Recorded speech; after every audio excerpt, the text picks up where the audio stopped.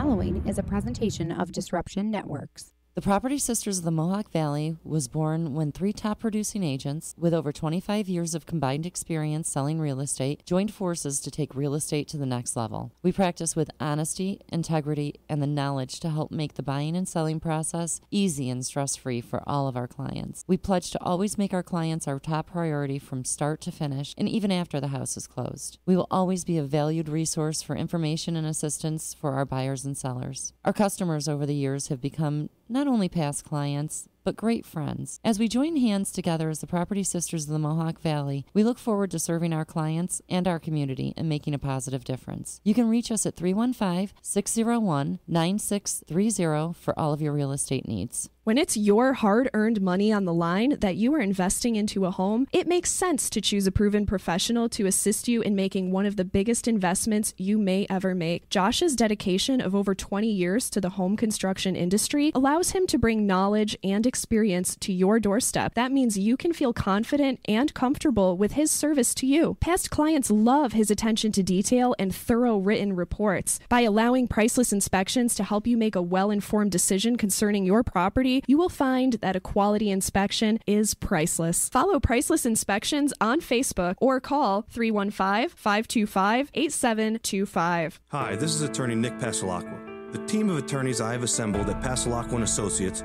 has been carefully hand-picked to include the best trial attorneys in the particular areas of the law that we practice. Have you been charged with DWI or any other crime? Members of our team include former assistant district attorneys, now fighting to protect your rights 24 hours a day, 7 days a week. Have you or someone you love been seriously injured in a motor vehicle accident? Members of the team at Pasalacqua & Associates include former insurance defense attorneys, now fighting to ensure that you get every penny you're entitled to. If you need legal help quick, don't waste your time or money calling anyone else. Remember, for legal help quick, you better call Nick and the team at Pasalacqua & Associates. 315-500-NICK or 315-500-6425 or visit cnytriallaw.com today.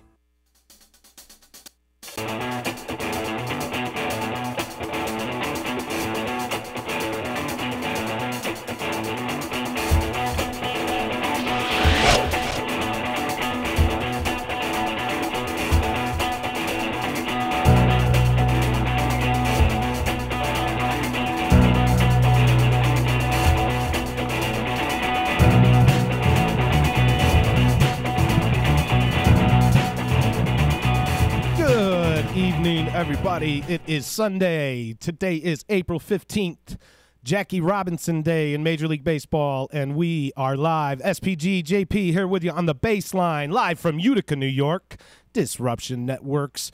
This week we are really bumming out about the weather, both locally and across Major League Baseball, and today just turned into an absolute travesty. So if you were looking forward to any kind of baseball today, chances are your favorite team was in the clubhouse most of the day waiting to get the PPD put up on the board, as we're missing a bunch of games this week already. That's right. Yeah, I think there was 6 games postponed today, whether it was ice, snow, rain, whatever. And then yesterday there was at least, I want to say 4. A lot of doubleheaders coming up. The Yankees doubleheader today was postponed. Cleveland, I don't think they played all weekend. Minnesota didn't play all weekend. Yeah, a lot of messy weather all across the I whole go and East, I make East a trade Coast. this week. I trade for a Twin and a Yankee, and for 2 days I don't get either one of them. It's still waiting. Still waiting. So pretty frustrating. And we're going to get to Mother Nature later, as she may find herself somewhere near the end of our show where she doesn't want to be. But for now, we're going to talk for a second about the importance of today being Jackie Robinson Day, of course. 71 years now. 71 years ago today, April 15th, 1947. Jackie Robinson. He broke the color barrier, and it's I can't even begin to get into how significant Jackie Robinson is to the game of baseball. We're 71 years removed from it, but still to this day and forever, his mark on baseball is always going to be one of the most important things that happened in the history of this game. I think one of the most important things that we can draw from the story of Jackie Robinson is the fact that they definitely picked the right man for the job. He bore a lot of responsibility with the job that he was tasked to do, and did it with pride and dignity. And not only, was he just the face of that movement, but we were just talking, prior to the show, a few minutes prior to the show, about Jackie Robinson. And, we're sitting here on Baseball Reference. The numbers are mind-boggling. They're mind-boggling. He would be, like we just said, a top 5 fantasy pick in any modern fantasy draft. He just checks off so many boxes in his prime. Unfortunately, we only got to see him in the major leagues for 10 years, but a significant 10 years, Rookie of the Year, top 5 NL MVP a few times, and winning it with 1949. Listen to this season, guys. And his stats are ridiculous. And the thing is, it's, Jackie Robinson's importance to baseball and the aura around everything he did. It's not just symbolic. It's not just because he broke the color barrier. It's his numbers. He was a ridiculously good baseball 1949, player, he wins the MVP, 342, 16 homers, 37 stolen bases, 124 RBIs, 200 hits. It's disgusting. 38 doubles, 12 triples, 432 on-base percentage. Those are numbers that would translate into today's game. He would be a top 5 player in today's game, especially in terms of value. That 1949 season, too, he had 704 plate appearances. He struck out 27 times. He would be a top 5 player, top 5, maybe a top 2 or 3 guy in any professional or fun fantasy baseball draft. He would. He checks off so many boxes. So it's not about, like you said, it's not about the symbolism behind what he did and what he stood for and the movement that he fostered, but the guy could play. And to do that the guy could play. With everything else, all the other pressure going on in his life for being the first, African-American Major League Baseball player, the pressure and all the backlash and everything he would hear from the crowd, all the slurs being thrown at him. And the fact that he was separated from his teammates on road trips and in bathrooms and, unthinkable and things. Still able to go out there and be an MVP level baseball player. You look, and he really just made the case, because how many of these talents were stifled by this ridiculously backwards policy? How many talents did we not get to see? And he broke the doors open. He kicked them down. That's what he did. He kicked the doors down. And we wouldn't have some of the players that we have in today's game. And through our childhood, we wouldn't have those players if it weren't for the man, Jackie Robinson. So April 15th, Jackie Robinson Day. Do yourself a favor and look up the story and learn about him, because he's a great man. So that's why they celebrate. Watch the movie 42. Absolutely. And I'm surprised that didn't make either one of our lists last week. It was in my head as a potential top 7. And like we said last week, there are just so many good baseball movies that it didn't make the top 7, but it certainly belongs in the discussion, and it certainly does belong on a lot of those top baseball movies of all time lists. And it's not even just a baseball thing. He's an iconic human. So Jackie Robinson Day, salute to one of the greats. So off to a pretty shaky week in terms of weather and squeezing games in, but there are some teams that are absolutely lighting it up right now. The New York Mets are one of those teams. They're sitting pretty right now at a. How about the New York Mets? Huh? At a sparkling 12-2. You have an interesting stat about the coveted New York Mets wealth of pitchers that we've been waiting for. We've been waiting for so long, and you got an interesting stat we were talking about this the other night, and while we were watching the Yankees game, and of course talking about the Mets because of the phenomenal start they've had. And of all the big starting pitchers, the names for the Mets there, your Syndergaard, DeGrom, Matt Harvey, Zach Wheeler, Steven Matz, All those guys, those big name guys that you have been hearing about as prospect phenoms and young, amazing top-level starting pitchers. This past week was the first time ever that all of those guys made it through a turn in the rotation, all back-to-back.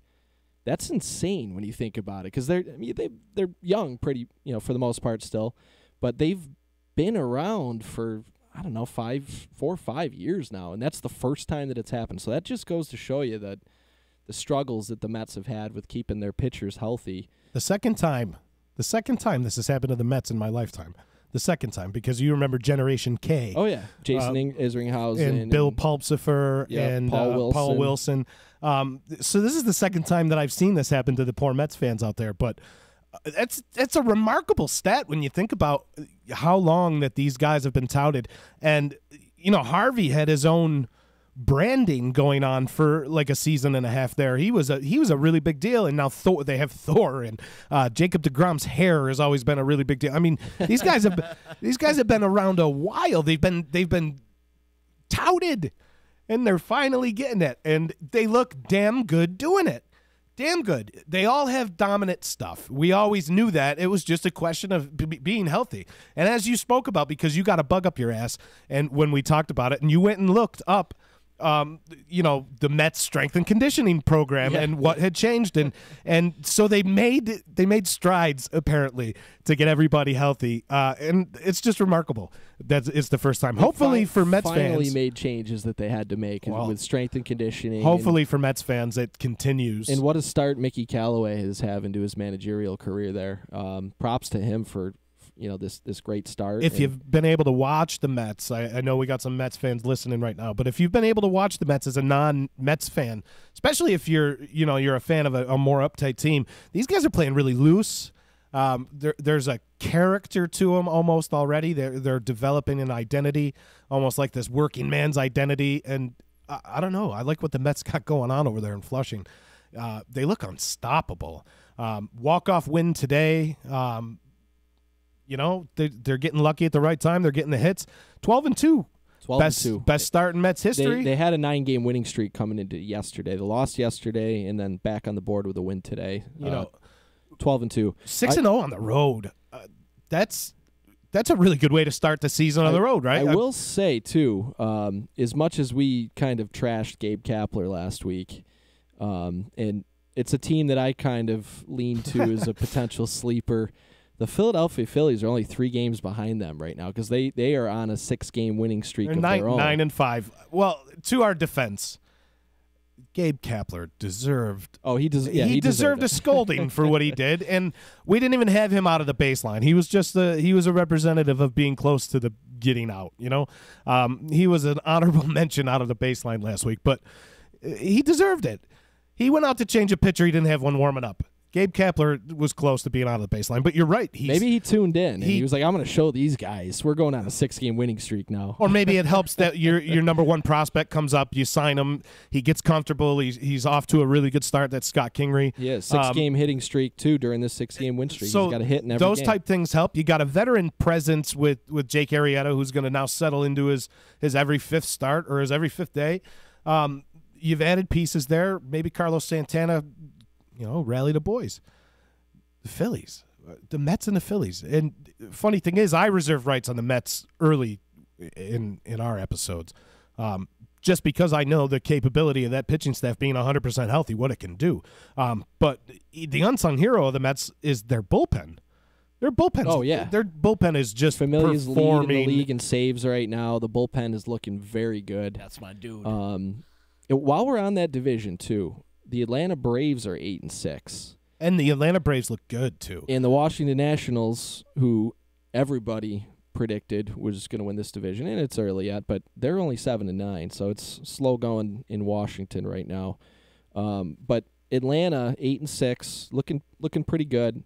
Ozzie Albies, what that kid is doing down there, wow. Like, he is a bona fide superstar. Oh, you mean Ozzie Albies that went undrafted? Yeah, I don't know how he went on. Electric I thought Company somebody drafted fantasy him. baseball draft. I thought somebody drafted him. I had him crossed off my list, and I got home. I was like, let's see what's I was like, wait, Ozzie Albies? I got Altuve, but I'll take Ozzie Albies too. It was a good move. So he's looking awesome there. And any day now, possibly as soon as early this week, it's going to be time for Ronald Acuna Jr. to come up too. He's got off to a little bit of a slow start Acuna in the minors. Matata. But, a slow start in the minors, but it means no worries, Sean. he's had a couple decent games. So no worries there for Ronald Acuna. So Ronald Acuna possibly this week because the service time date for team control for one extra year has passed. It was Friday. So I think you're going to see him and maybe some other big name prospects come up. Nick Senzel is close. Third base prospect. It would make perfect sense. You got Blandino, I believe, playing third base. They could use some help down there in Cincinnati right now too. They're I still don't understand Cincinnati. They're on an 8-game losing streak. Looked up the weather in Cincinnati today because I had prayers of them actually having a game. It was like 123% chance of rain in Cincinnati, and it's pretty close to the way that their season has started. They're 2-13. They just look awful and lost, and I feel sorry because we did our over-under, and I was really adamant about the Cincinnati team and thought that they would be a lot better than they are, and I'm eating a little crow on that one right now. But the big surprise out of that division is the Pittsburgh Pirates. After a seemingly putrid offseason for that franchise, getting rid of some guys like Garrett Cole, Andrew McCutchen, the face of your franchise for the last decade, goes off to San Francisco. Just really questionable front office moves, not spending money to retain some guys, and they're 11-4. It's tough to argue with that, I get. But, that's one of your managers, one of your top 7 managers doing his thing. Clint Hurdle. Yeah, doing some things with the younger guys, the younger core that they got there. I mean, they still got Starlin Marte and Marte. Speaking of Marte, quick note on him: he was 5 for 5 today in their victory.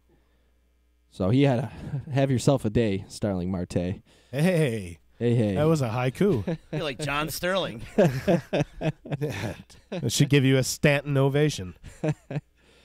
St. Louis 9-7 there. They're on a 4-game win streak. They're heating up. As we thought they would. Always competitive, the St. Louis team. Mike Matheny, another one of our top 7 managers, both had him up there. He's going to do what he's got to do. I think they're an arm away from really contending in that division long term. You got to think the Cubs are going to kind of turn it on at some point in time. Cubs are sitting at 7-7. Jose Quintana looked like, not Jose Quintana this week. So. Yeah, he looked awful. Ozzie Albies made him. I was being nice. Like crap. I think Darvish had 100 pitches through 4 2/3 innings. He hit 100 pitches. Not promising. Not what you want to see. 7-7 start. You definitely don't want to get behind a team like St. Louis. If St. Louis starts streaking, does Pittsburgh really have the pieces there to sustain a run to stay up at the top of that division? No. So you see a team like St. Louis jump out to a 5 or 6 game lead over the Cubs. That's crucial. That's really not, maybe not surmountable for the Cubs at some point in time. They're going to have to play the Cardinals 19 times down, at least 10 times down the stretch. They can get there, right now they're sitting 1 game ahead of the Cubs. But if the circumstances do allow them to get a few game lead on them, with all the division games that we'll see this summer, that could be an interesting race. It's there. just a head start that St. Louis certainly probably didn't think that they would get if that should happen, because they're trending up right now. They're playing like crap at home, 2-4, 7-3 on the road for St. Louis, so that's promising. I don't know. The Central's wide open, I think, except for Cincinnati. Potentially. Our resident host of Back Talk, Tommy Drama, says, although it's not difficult task to sweep the Reds. That's true, yeah. Right now, it's not that difficult to do. Yeah. But Tommy, you know what? Tommy checking in is a Cardinals every fan. win counts towards that total, though. You got to beat those bad teams, or else it looks really bad in your standings at the end of the year. If you struggle against a team like Cincinnati or Miami or Tampa Bay. Those are the games that you have thorn to in the win. side That's how you games. lose ground, is losing to teams like that. Just the thorn in the side games. How do you go and lose? You lose the Tampa Bay's fourth starter. You got to be ashamed of yourself. So you're right. Those are trap games. You're looking at the NL West, Arizona 11-3. Yeah, nice start for Arizona there. Another really good start. Colorado's hanging in there, and Blackman has missed a few games. There's a significant disparity suspended right now. At this juncture in the season. We should be about 20 games in or 17 games in, right around there for everybody, but there's a significant disparity because some teams have 13 or 14 games and some have played 18. So, the teams that were postponed 3 times this weekend. I know. We're alluding to something that we're going to talk about later. So while we're Mother mentioning Nature, the NL West, too, the LA Dodgers still struggling. They're on a 3-game losing streak, and they are now down to 4-9. Kind of what we were saying about the Cardinals and Cubs, what we were saying could potentially happen there. That already is happening in the West with Arizona now 3.5 games up on the Dodgers. And, it's early, but all of these games count at the end of the year. And it's tough to pull yourself out of, a big deficit at the start of the season and have to crawl back into it right from the start. Dodgers have the talent to do it, and I'm certain that they will be right there probably soon here. I'm thinking they'll get their act together in the next few weeks. You'll see them right back up there. They But did make a good start for a Sunday and got a good stopper in Clayton Kershaw and won 7-2 today. Clayton Kershaw with 12 Ks over the division leading Arizona Diamondbacks, giving them their third loss. So, maybe this makes the Dodgers turn a corner. But it's going to take a lot more than just Clayton Kershaw. They're going to have 4 more guys step up. When do they decide to bring up Walker Buehler? He's got to be one of those, we're sitting here talking about prospects that eventually going to come up very soon, with Acuna and Senzel. But Walker Buehler is another name that you're going to hear, especially if you're a Dodgers fan. You're going to hear a lot about Walker Buehler. The hype might be real. Maybe they need to bring that up. The Dodgers have always had success with younger arms in the majors, and then they kind of fizzle out. But they've done it before too. Look at the phenom they have there, Urias, and I know he's injured. And did he have Tommy John surgery last year? Everybody's had Tommy John surgery. So I'm just gonna say yes, and if it's no, then I'm wrong. But I probably 85%. Yeah. Another one of Tommy John's long list of victims. Can I interrupt for 1 second? Of course. Does Tommy John get any royalties every time his name is mentioned, like every other day? Come on, put yourself on.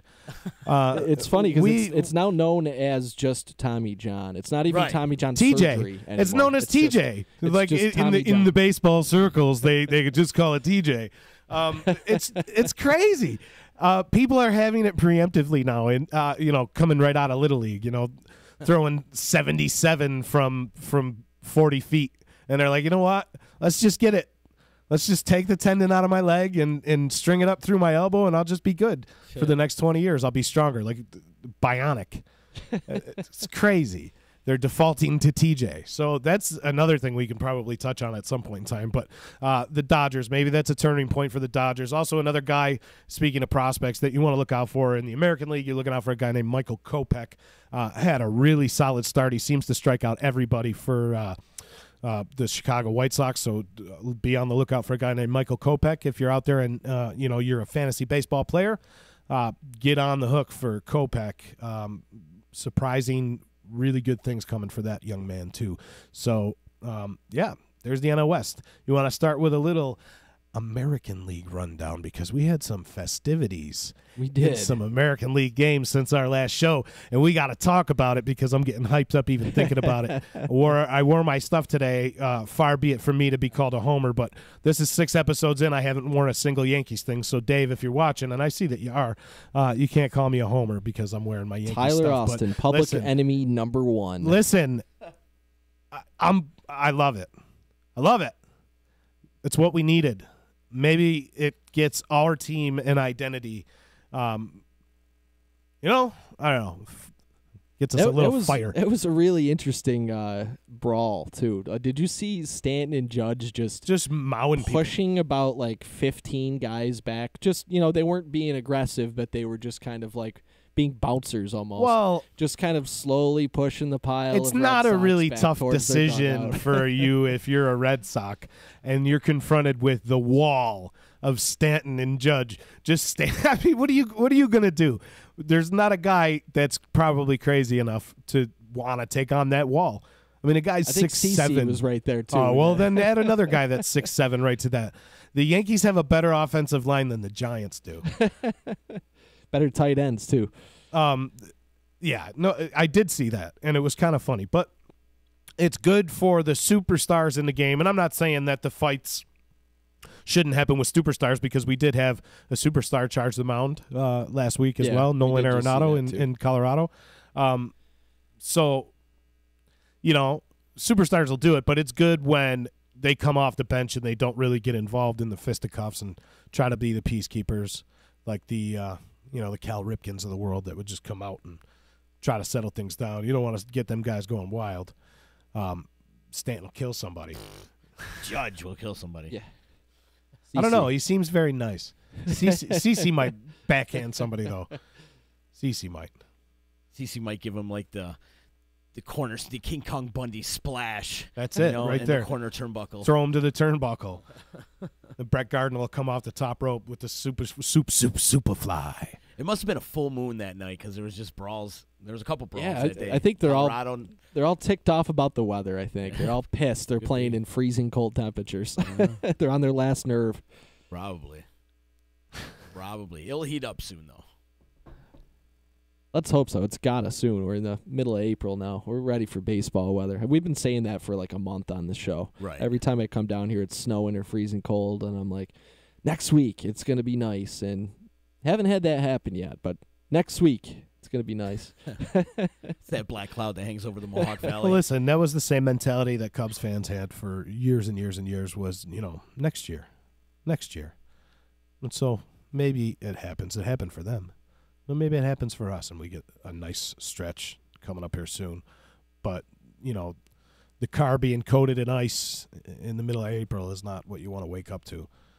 No. I broke my snow brush de-icing my car today. I was like, that son of a bitch. Oh, I got to tell you what happened to me. I had all the drums buried in the truck today, and I couldn't get to my snow brush or my scraper. So I had to go back upstairs and I used a spatula, and it worked. As any self-respecting Italian in East Utica would do. I used the spatula to scrape the ice off my car. So plenty of spatulas to go around in East Utica. Exactly. So the surprise team probably for most, or the surprise start in the American League is out west, and it seems to be the talk of Major League Baseball, and that's the Los Angeles Angels of Anaheim. Are they of Anaheim anymore? Yeah, I think. I think they're the Los Angeles. I don't know if they dropped that or not. They changed their mind a lot about that name. That's true. So, yeah. At least I didn't call them the California Angels, because I could have. Oh, we have a postponement for tomorrow already. Oh yeah, there's a couple. I think. Yeah, the Orioles Red Sox Patriots Day game is postponed. What about the Boston Marathon? Are they running that? I think that goes on. I think they'll still continue to do that, as far as I know. So those runners are really thinking awful highly of those highly paid athletes for not being able to go out and rough it, right? Right. And when most of the time they're in the dugout or standing in the outfield or something. When and I'm not. Before anybody gets started, I'm certainly not advocating for them to be playing in the rain. I'm only being facetious. But if those guys are going to go run 26.2, and it's not the 26 that, it's the 0.2. I think that's really the rigorous portion for those guys, and they're going to go run 26.2 miles in the cold rain and snow tomorrow. So, good for them. Right. Good for them. I couldn't run that far if somebody was chasing me. See Bandage saying the other thing to consider is the sheer insanity of doubleheaders, which might break teams in the heat of the summer. Yeah, absolutely. We were talking about that a little bit the other day too. The Yankees game, or the Yankees-Tigers series, is already scheduled for a June doubleheader. So ton of doubleheaders this summer. Ton of doubleheaders, and that's going to really be interesting to see what that does for teams with pitching too. A lot of times they have to call up an extra guy to start a doubleheader, or else, their normal pitching schedule, their starting pitcher schedules are off. not to mention injuries and other things, and having to sit guys in doubleheaders. I mean, you'll probably see like a Gary Sanchez either DH or sit out one of the games in a doubleheader, and you probably, I mean, based on previous Yankees history, you're probably going to see a lot of guys only play one end of it. Right. So that is another wrinkle that it's going to change things. They are allowed a 26th man to be added to the roster for doubleheaders.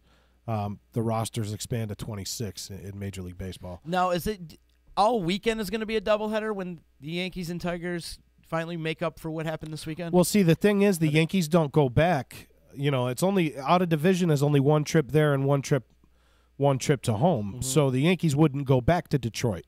So they got to play the whole weekend as a doubleheader. They're just going to go play. No, they're just going to go in June. I believe it was June 4th. On a day off. It's going to be it's a mutual day off, and now the Yankees have to cram 2 games, and potentially that might be their only day off in an 18-day stretch, because that's the way that the summer schedule works. And now with these rainouts, you're going to see serious depletion of days off. And it's a great point that Dave brought up. Not even just only the doubleheaders, because sneaking 2 games right in the middle of 5 is not very good anyway. But not only the doubleheaders, but the loss of off days. Even if they're going to play a single game, but it was a mutual off day, that's guys' off days. They need those days. Mm-hmm. So, yeah, it certainly is worth mentioning what this weather is doing to shape the future landscape of Major League Baseball for the rest of the season.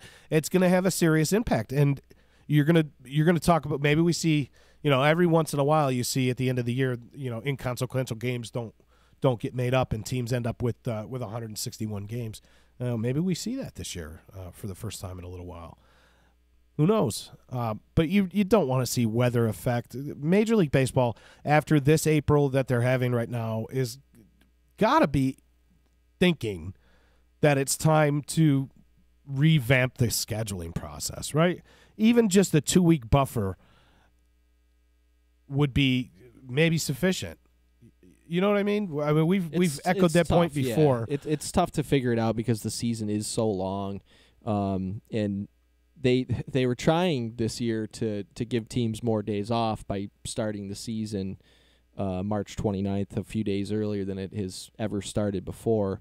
And some of the scheduling early, the first week or so, first 2 weeks really, I guess you could still say, playing a lot of these games in cold weather cities. I mean, by now, middle of April, I'm throwing the scheduling out.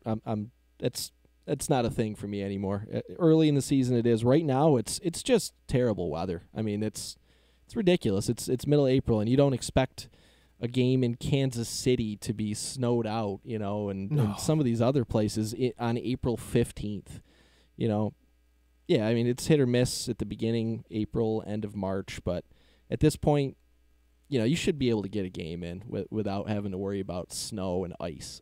There's dome stadiums throughout Major League Baseball, and the ones that don't have domes are in warm weather. Miami, Tampa Bay, Texas, Houston, San Diego, San Francisco, Los Angeles. Make it happen, Major League Baseball. Make it happen. Sick of losing these games in April. I'm sick of my team on Sunday, which should be my best day. My team looks like a Monday night roster. I don't like it. I'm saving innings. I had to stream a guy in April. I picked up a streamer in April because I needed points today. So Major League Baseball, get it together with the scheduling next year. You might be out of the baseline. I've got like 4 points today total because I counted it up. I had 9 guys get postponed. 9 guys. 9 players in games that were postponed today on my fantasy baseball team. That's a lot. It's ridiculous. Ridiculous. So a little bit, a couple other quick notes about the standings in the AL. Boston off to a scorching start, 13-2.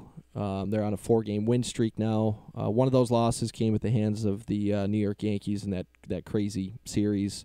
If there wasn't a fight, there was some crazy blowout and all sorts of other insanity going on in that series. Yeah, the Yankees pitchers were throwing batting practice in the other games. Yeah. Yeah, that's what was going on. Pretty much, even the best ones. Mm-hmm. Even the best ones were. Yankees sitting at 7-7 right now. Toronto surprising start, 9-5. We talked about that pitching staff earlier in our episodes being, piecemeal at best, but serviceable guys that can go out and win you games, and they are. They're going out and winning games. Aaron Sanchez took a no-hitter into the 8th pitching inning the great, other day. pitching great. And he was a frontline-ish starter, a few years back. Second tier, third tier guy. He's really young too. I mean, he missed a lot of time with injury, and he's very good young pitcher. The question is, durability and how many innings are they going to want to let him go this season, even if he is healthy, just to prevent any kind of further injury risk with him. But as far as talent goes, he is a very good young pitcher there. Justin Smoke off to a pretty decent start. Aledmus Diaz has been a recent spark for the Blue Jays, who's missing Troy Tulowitzki. So Aledmus Diaz, a really good. Imagine that Troy Tulowitzki's hurt. Yeah. Who would have thought? He's DL's buried. He's DL's buried. He's on the DL's bury. The bottom of that division, Baltimore and Tampa Bay, just about what we had expected coming into the year. And it's only going to get worse for both of those teams because they're going to both turn into AAA teams at some point in time. Baltimore and Tampa Bay, both probably to offload some contracts. Best case scenario for Tampa Bay right now is that Chris Archer gets the flu and is unable to play because he has the flu. That's it. No injury, no nothing, but Chris Archer gets the flu because every time he takes the mound, he devalues what he was going to get for that team. He got lit up yesterday. So if Chris Archer just needs to stop pitching for Tampa Bay because the value's gone. The value's gone. Had they traded him when they should have last season, at the trade deadline, the sky was the limit of what they could have got for him at the trade deadline last year, and he's not that valuable right now because I don't think the value is gone. He's an issue completely. Well, it's not completely gone, and that could change quick. Couple good starts in a row. It's and not the top two prospects in in your organization good anymore, and that was the asking price and probably the get price if they had traded him last year. Would have been top two guys in an organization, a major league ready guy and a guy that's almost ready. I don't see that happening for Archer right now. Not right now, no. They'd be smart to hold on to him, let him try to turn it around because, his value is kind of going in the tank right now. But he's still a good piece, though, for a contending team, like, say, a St. Louis Cardinals that need an arm. Sending him to the National League, I think he could be a great pickup for a team like that. I totally agree with you. Despite his start this year and some of the other things that are concerning about him, you could also say, okay, he's just fed up and he doesn't care anymore. Agreed. Maybe it's just his way of sticking. Which is still not good. It's still not good if that is the case. You should still go out there and you're getting paid millions of dollars, and you should still be giving it your all, no matter how good your team is. You should, you're the face of that franchise, and you gotta stand up and represent your team and not, dog it for your teammates' sake. Those guys are all busting their ass out there. You shouldn't be out there just not giving a care in the world and giving up 8 runs in 2 innings and just kind of, whatever. I'll tell you what, though. That's a good call for Chris Archer, is St. Louis Cardinals. It'd be a real nice landing spot. Since you said that, I've been thinking about that. That's really good. And they probably have the second and third tier prospects to go out and get them. And not have to give up their frontline guys, not yet anyway. So that's a storyline to keep an eye on. He strikes out guys and he gives up runs. He strikes out a lot of guys. He does. He strikes out guys, but he gives up a lot of runs. He does. A lot of runs. There's no in between with Chris Archer. So keep an eye on that storyline throughout the season.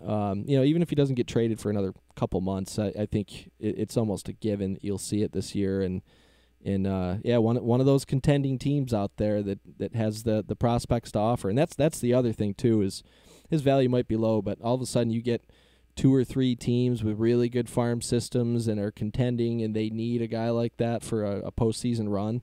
All of a sudden the price starts skyrocketing if you have multiple teams coming at you for him. So keep an eye on that storyline, Tampa Bay with Chris Archer. He strings together a few good starts, and you could see that value spike right back up again. And then it's almost implicit for Tampa Bay to jump on that 3 or 4 starts in. Should he go on a streak and say, okay, This is peak value. Now is this the is time. the time where we got to pull the trigger and not necessarily wait until the trade deadline at the end of July, because who knows? You could be on the Chris Archer roller coaster, and it's really important for Tampa Bay to get him at peak value for them and what they need to do down there. It's really important for them to get the max haul they can get for these guys, and not just let guys like Dickerson just. What happened there? Because he's off to a good start. He's off to a really good with start. Pittsburgh. So what happens there to just cut a guy like Corey Dickerson? I don't understand. We talked about Tampa Bay and their foibles, earlier in our episodes, but I don't understand moves like that. So do something right, Tampa Bay, and if you see Chris Archer start to get hot here, you got to get rid of him. Got to get rid of him right then and there. And maybe that jumpstarts his season too. Maybe he comes out and he's just a firebrand for the next team that he goes to. And he's just a spark, like the CC Sabathia went from the Indians to the Milwaukee Brewers that year, and he just went nuts in the second half of the season. Should have won the Cy Young in the National League, although he didn't have enough starts or whatever. Compared to, I don't even know who won it that year. I got to look that up, but. CC Sabathia went nuts that year, and the Brewers found success. So maybe you see Chris Archer be a guy like that, but I hate to see him struggle the way that he's struggling, unless it's against the Yanks, and then I'm okay with it.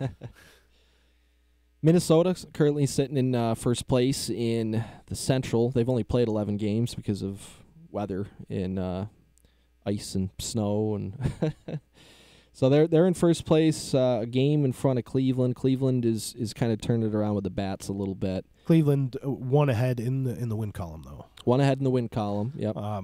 And the bottom of that division, like we expect, it should pretty much exactly like we that thought. gap should just increase as our episodes go.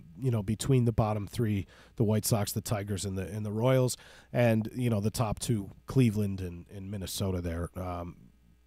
Clearly the class of that division. Minnesota, playing some decent ball. Maybe we've you had them high. Maybe I underestimated them a little bit. I'll take credit where credit's due for that one. Maybe I underestimated Minnesota a little bit. Maybe they can contend with Cleveland. Maybe they can. But, as long as they don't complain about people bunting. Yeah, Brian Dozier. Brian Dozier's unwritten rule book. Be careful of that one. You'll get called out. Right. So out in the West, you mentioned the Angels. Kind of the story of baseball right now. A major part of that is Shohei Ohtani and what he's doing on both sides of the ball field, pitching and hitting. And we talked about him quite a bit last week because he was pitching a perfect game at the time we went on the air. He warrants talking about. We covered him a lot, and it's something that just does not happen in baseball. Having somebody succeed so far, small sample size to this level, pitching and hitting these days, it just doesn't happen. And a lot of it is money related. A lot of it is, Is it going to happen more?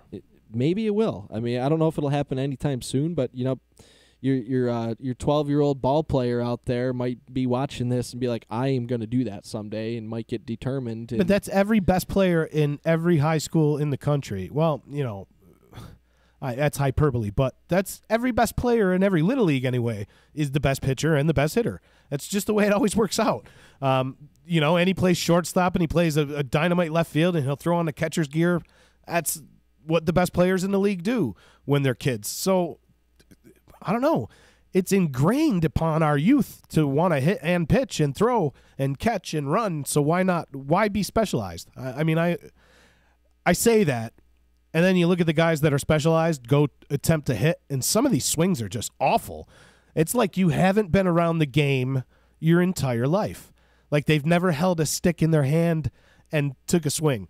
Some of these pitchers is just, it's comical. If you watch the National League game, it's just comical. But they're, we talk about pitchers that rake. When you see interleague play and you get the American League pitchers that have to hit, it's just comical. It can be very comical to watch. It's the equivalent of a little leaguer taking his first at bat, scared of the first time he's seeing live pitching from 45 feet. It's the equivalent of that. all ass stuck out to the back, hands 4 feet away from the body, trembling, and then just spun into the ground, swinging over the top of a 12-6 hanger, right? Just hopelessly flailing at the ball, flailing at it like it's gonna hurt him. It's just crazy to watch some of these pitchers hit. So maybe pitchers will start seeing that Shohei Ohtani's doing it, and they'll stick with it, because it can't possibly be the first time some of these guys have swung the bat. Can't possibly be. How Mike Trout is not the most talked about player on his own team these days. And that's a good thing probably for Mike Trout. Mike Trout is leading the majors in home runs right now, I believe. He's leading the American League in home I think runs, he's tied. I think him and Harper are tied with 6. Bryce Harper has 7. Oh, did he hit one today? Yeah. He hit one today. So, segue. Some league leaders out there for you. Currently, a throwback in the American League. Joe Mauer off to a hot start, leading the league at 412. Robinson Cano, again, we'll get to that in a few minutes, off to a really good start. Eye-popping numbers so far for Robinson Cano. A lot of people thought that maybe he didn't have a lot of gas left in that tank, too. So Joe Mauer and Robinson Cano, your 2004 American League top 2 all-star vote getters. Followed up by Mookie Betts, who he had a tremendous series. One of the best all-around players in the game, in my opinion. I can't speak enough about the way that Mookie Betts goes about playing the game. He's also a bowler, so I love him. He's coming up with 353. Jose Altuve, last year's AL MVP, 351, and Jed Lowry, 348. The NL, Ryan Flaherty from the Atlanta Braves. The juggernaut offense that is the Atlanta Braves. Leading the league, I believe, in runs scored. Dansby Swanson's right up on that leaderboard, too. He's batting 357. So Ryan Flaherty, 366. Jose Martinez, 364. Yasmani Grandal, 359. Kind of surprising there for somebody that you think is generally just a power-hitting catcher, maybe a 215 guy.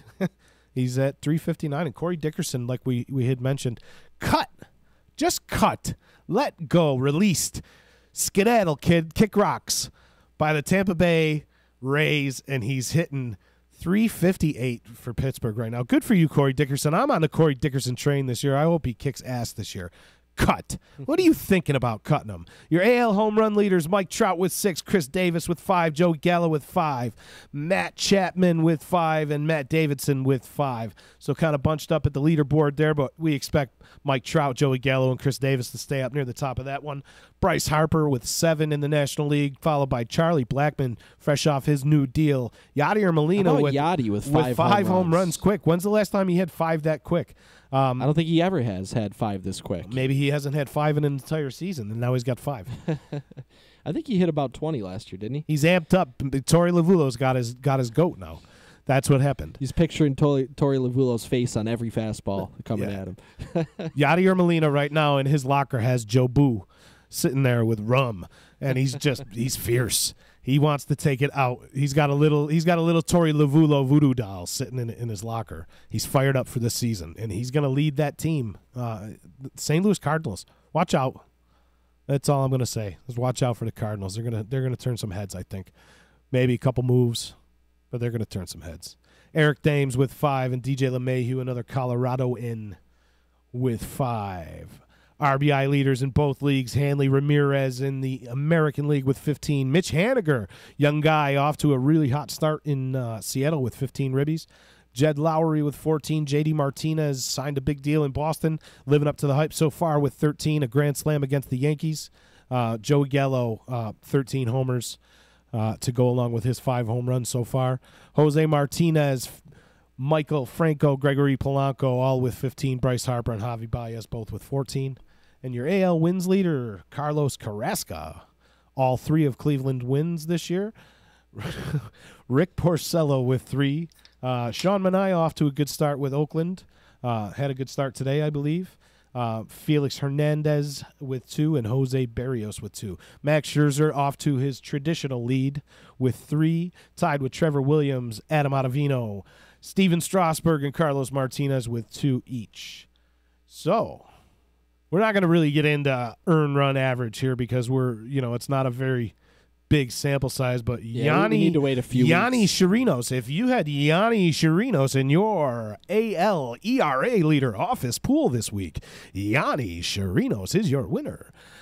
Followed up by Reynaldo Lopez on the board with a .69 ERA. But Jameson Taillon, a good story to talk about in Pittsburgh. Had a couple good starts so far this year. A .89 ERA, complete game shutout. That's going to help your ERA in the first 3 starts. Obviously recovering some, from some health concerns. Had cancer midway through last season. Received the treatment. Came back a little not suspect, but sketchy as you would imagine coming back from that. That's a guy I root for. You mentioned Corey Dickerson, and if I'm going to pick a Pittsburgh Pirate, Jameson Taillon is my guy. Totally agree. Pittsburgh Pirates are off to a great start, and it's due to guys like Jameson Taillon, and coming back from what he came back from, and relatively quickly, and having a good positive attitude about it. That's the stuff that you like to see. And really, as he goes on, he raises awareness for the problem that he had. Men, check yourselves out. AL saves leaders, you got Edwin Diaz with 6 already, and Juris Familia in the NL with 7. Wade Davis quietly has 7 for the Colorado Rockies. Brad Hand, one of the more dominant relievers in the game right now. If you've had the pleasure of tuning into MLB Network, as we've discussed our love for MLB Network, it's just the greatest channel on TV. So late night, being West Coast, I get to watch a lot of live look-ins with San Diego Padres, and Brad Hand comes in and just seals it down from the left-hand side. So Brad Hand with 6. Brad Boxberger with 5 out there in Arizona, taking over the closer's role out there. I don't know, man. Closers are the gig in our league. There's another guy with 5 saves, too. Felipe Vasquez, who is Felipe Rivero. He changed his name last week. Huh. I don't know if you saw the whole story behind that. I did not. But he was actually raised by his sister, and it was a tribute. He had a different last name than his sister. His sister's last name is Vasquez, and I don't know all of the details to the story, but somebody was telling me about that, and he changed his name to Vasquez as a tribute to his sister who raised him as a kid. So cool story there. Check out that story. Felipe Rivero is now Felipe Vasquez, and he's off to a pretty good start with 5 saves, sitting at 4th in the NL right now. Another dominant guy, too, comes in and just nails it down. Young fireballer there. So, we've been talking a lot about the Pittsburgh Pirates on this show so far. Do they have the pieces to sustain? I don't know, but they got some pretty good pieces there. Another quick closer note, too, Keenan Middleton of the Los Angeles Angels. It looks like he's got that gig locked up now. Somebody finally. It's been 2 years. He's got 4 saves now, so he's only a couple behind Edwin Diaz for the AL lead. And speaking of closer situations that may not necessarily be locked down anymore, Ken Giles in Houston. What's going on there? Davinsky off to the early lead on the team with 3 saves, Davinsky has. And I believe Brad Peacock has 2. So Ken Giles maybe not getting the respect he pitched good yesterday. It was a non-save situation. I believe it was a tie game. It might have been maybe the 9th or 10th inning, I forget. But he did have, I think it was a clean inning with at least a strikeout. So maybe that gets his confidence going. But, yeah, there's definitely some questions there. Brad Peacock, until yesterday, had been very good. Yesterday he let up 3 runs. He had a pretty bad outing. Davinsky, very good relief pitcher. He was great last year. He definitely has A.J. Hinch definitely has confidence in him. How favorable is that to have as a weapon? Right. Those 3 guys, and you can spread. It's crazy. You can spread saves around. So maybe he's hybridizing the role. You could throw in your, Will Harris in there, and another some guy, other guys yes. too. Maybe he's hybridizing the role by giving it to 3 guys, and closer by committee. We've seen that not work. It's like having in college football when they come into the year with 2 starting quarterbacks and they're going to split time. That team's not winning the national title, right? Right? I mean, it's just a telltale sign that you're not prepared for the season. So we've seen that closer by committee thing not work. It hasn't worked in St. Louis for the beginning of the year. There's been some stuff suspect going on in Milwaukee as well since Craig Kimbrell, Corey Knebel, went out. You've had some blown saves there. They're trying to split it up between Jacob Barnes and Matt Albers. It doesn't work. And Joe Hader had the save yesterday, I think. Yes. Yes. So maybe it's not so important to lock it down. But it seems like it's been really important to lock that roll down, right? So maybe A.G. Hinch is going to try to buck that trend going forward here and just have 3 guys that he can spread it around to at any time and maybe ride the hot hand, or have a guy come in for 30 or 40 pitches and pitch a 2-inning save, or a 6-out save or a 5-out save, right? More often. Ken Giles maybe can do that more often if he's not the everyday closer. You bring him in a more leverage-filled position, in the 8th inning going into the 9th. Maybe he comes in for 5 outs or 4 outs.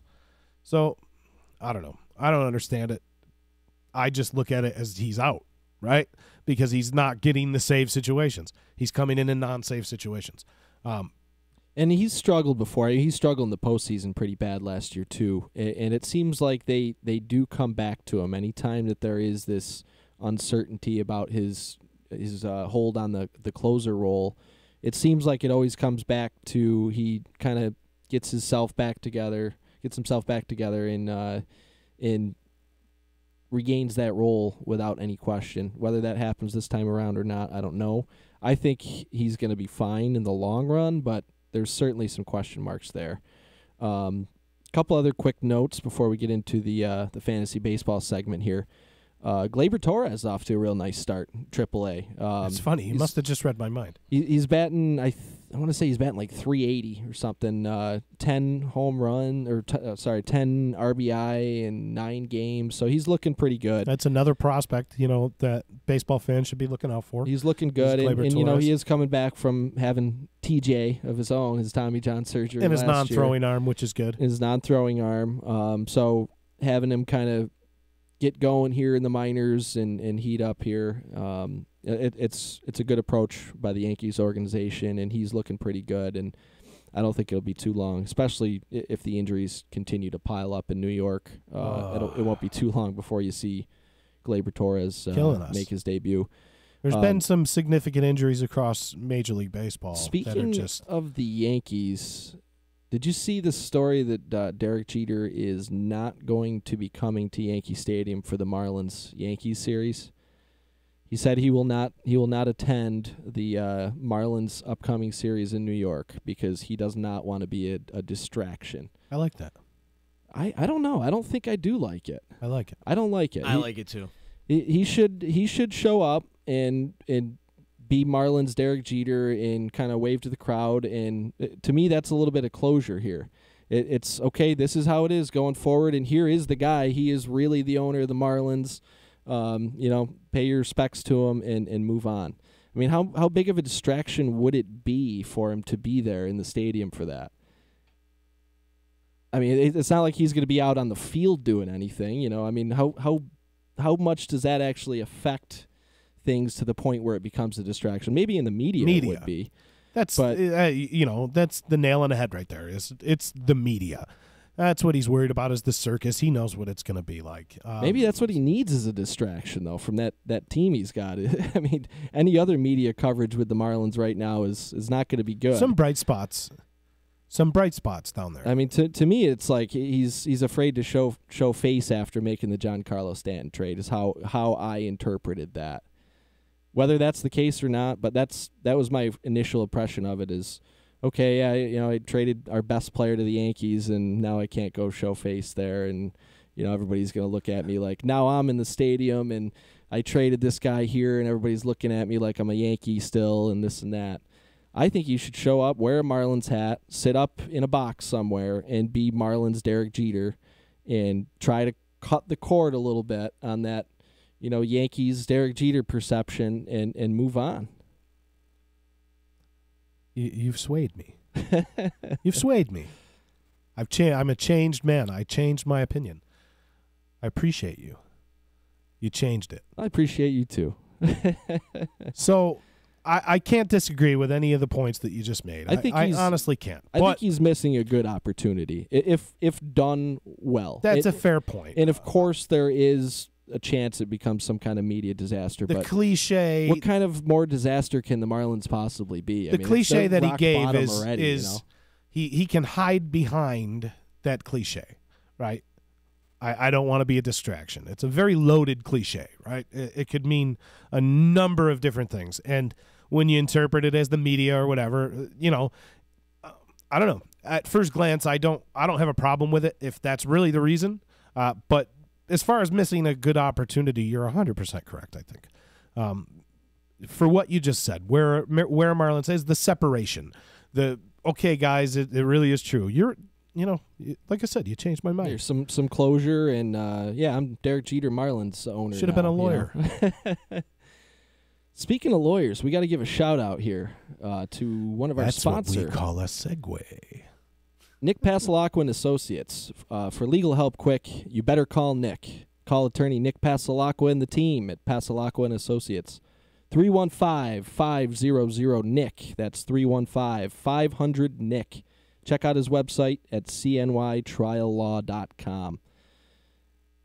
Nick does good stuff over there, man. If you need legal help, call Nick. I know that's a slogan for the business, but I've heard a lot of people that that's a true statement. That's not just an advertising gimmick. If you need legal help quick, call Nick Pasalacqua and Associates.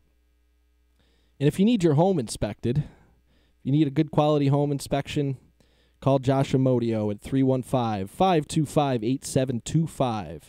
That's 315-525-8725 for your next home inspection. He does in-depth and detailed reports, thorough inspections, and he pays attention to details. Josh has been in the construction business his whole life, and he knows the importance of a quality home inspection. Call Josh before you put your home on the market. If you're looking to buy a home or if you just want to update your home, Josh can do all that for you. Call him today, 315-525-8725. And that is true, too, with Josh, and that's from personal experience this time, as I've done business with Josh. He inspected my house before I purchased it at the end of last year, and the in-depth and detailed reports that are mentioned in this ad could not be more true. He had like a 10-page document for me, like 2 or 3 hours after the inspection, that he emailed me with pictures and all sorts of good information. And I wouldn't have chosen anybody else. Josh is the way to go with that. Another shout out here to Steet Ponte Volkswagen. Stop down to their showroom at 5046 Commercial Drive in Yorkville, New York. See why it's easy to do business with Steet Ponte Volkswagen. SteetPonteVolkswagen.net. Check them out. All right, so on to our next segment, our fantasy baseball segment. 3 up, 3 down. 3 up, 3 down.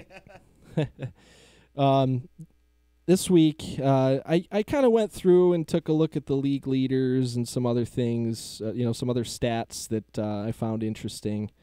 And just kind of went through and, you see your Mike Trouts and your Bryce Harpers and a few other well-known names at the top of a lot of these leaderboards still. But there are some surprising names up there, and I thought they deserved a mention in the 3-up segment this week.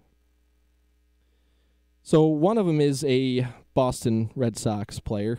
He has been around for a long time. Hanley Ramirez. Oh, off to a great start. Off to a very good start. He's kind of had a little rough go of it these last couple of years. Last year's disappointing power. He only hit 23 homers, only 62 RBI last year, and that was he didn't miss much time. He played 133 games. So I mean, those numbers compared to what we were seeing from Hanley Ramirez, a few years back, are very disappointing. And he came out this year, and he seemed extra motivated coming into the season. And he made a whole bunch of statements about, he's going to be the Florida Marlins Hanley Ramirez this year. He's going to be back to being an elite level player. And so far, he really is backing that up. And he 17 for 47, off to a 362 pace, leading the league in RBI with 15. 415 on base percentage, a gaudy 3 home runs. He's over 1,000 over 1,000. So he's off to a great start, and he did pretty well in that Yankees series. Did have an injury scare, got hit on the wrist, taken out of the game. I think it was the first or second inning of that game.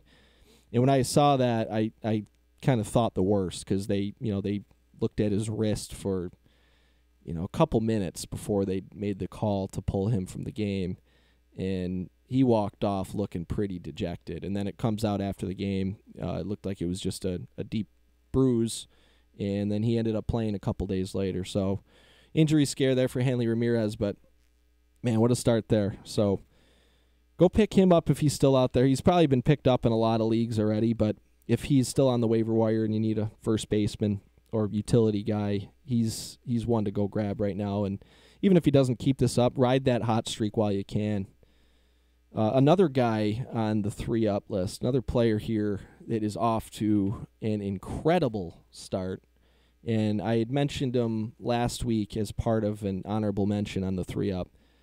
But he is still raking, and I got to give him his due as part of the actual 3-up players this week, is Ozzie Albies of the Atlanta Braves. And we quickly mentioned his name in the early part of the show. We were kind of going through news and notes rundowns, but man, what a start for this kid. He's got an OPS over 1,000. 313, 5 home runs, 11 RBIs. He's got 5 home runs. He's 15 runs scored. Only a couple homers off the league lead. And the guys that are up there ahead of him are Bryce Harper and Charlie Blackmon. He's a second baseman. Second baseman.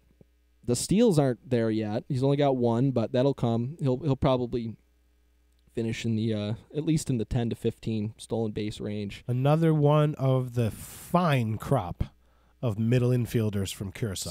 Yeah. Just Didi Gregorius and Ozzie Albies and Jonathan Scope.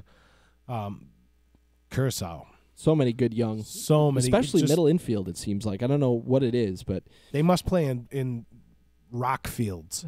The ball must bounce all over the place in Curacao. I don't think it does. I think it's a really nice place, but the ball must bounce all over the place because these guys can just flat out play the infield.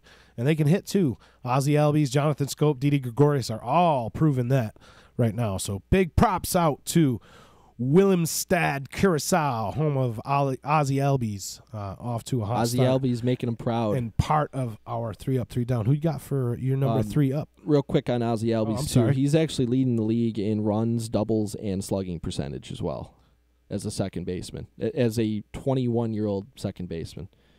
And the guy is small, too. He's 5'8", 165. It's like almost like the second coming of Altuve, kind of. For the offensive juggernaut that is the Atlanta Braves. And it's only going to get better there when they bring up Ronald Acuna Jr. in a week or two. They should make a trade for Yohan Moncada, and then they could have Acuna Makata. That would be a good marketing scheme there. Acuna Moncada.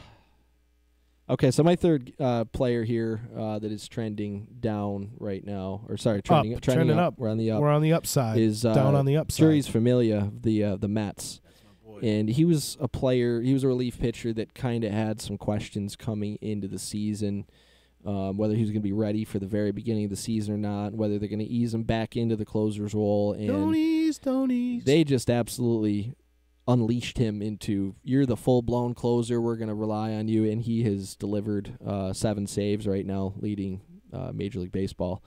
In fantasy drafts, he was kind of, I want to say he was more towards like the 20th closer off the board, something like that. I had a conference with you on him. Yeah, I do. That? I know. I should have picked him myself. I had a conference with you. I'm like, hey, can you tell me a little bit about this guy? I do remember that. Because he brought up a little controversy in a past league that we had before, if you remember. Yes, that. he was part of that controversy at the time. Yeah.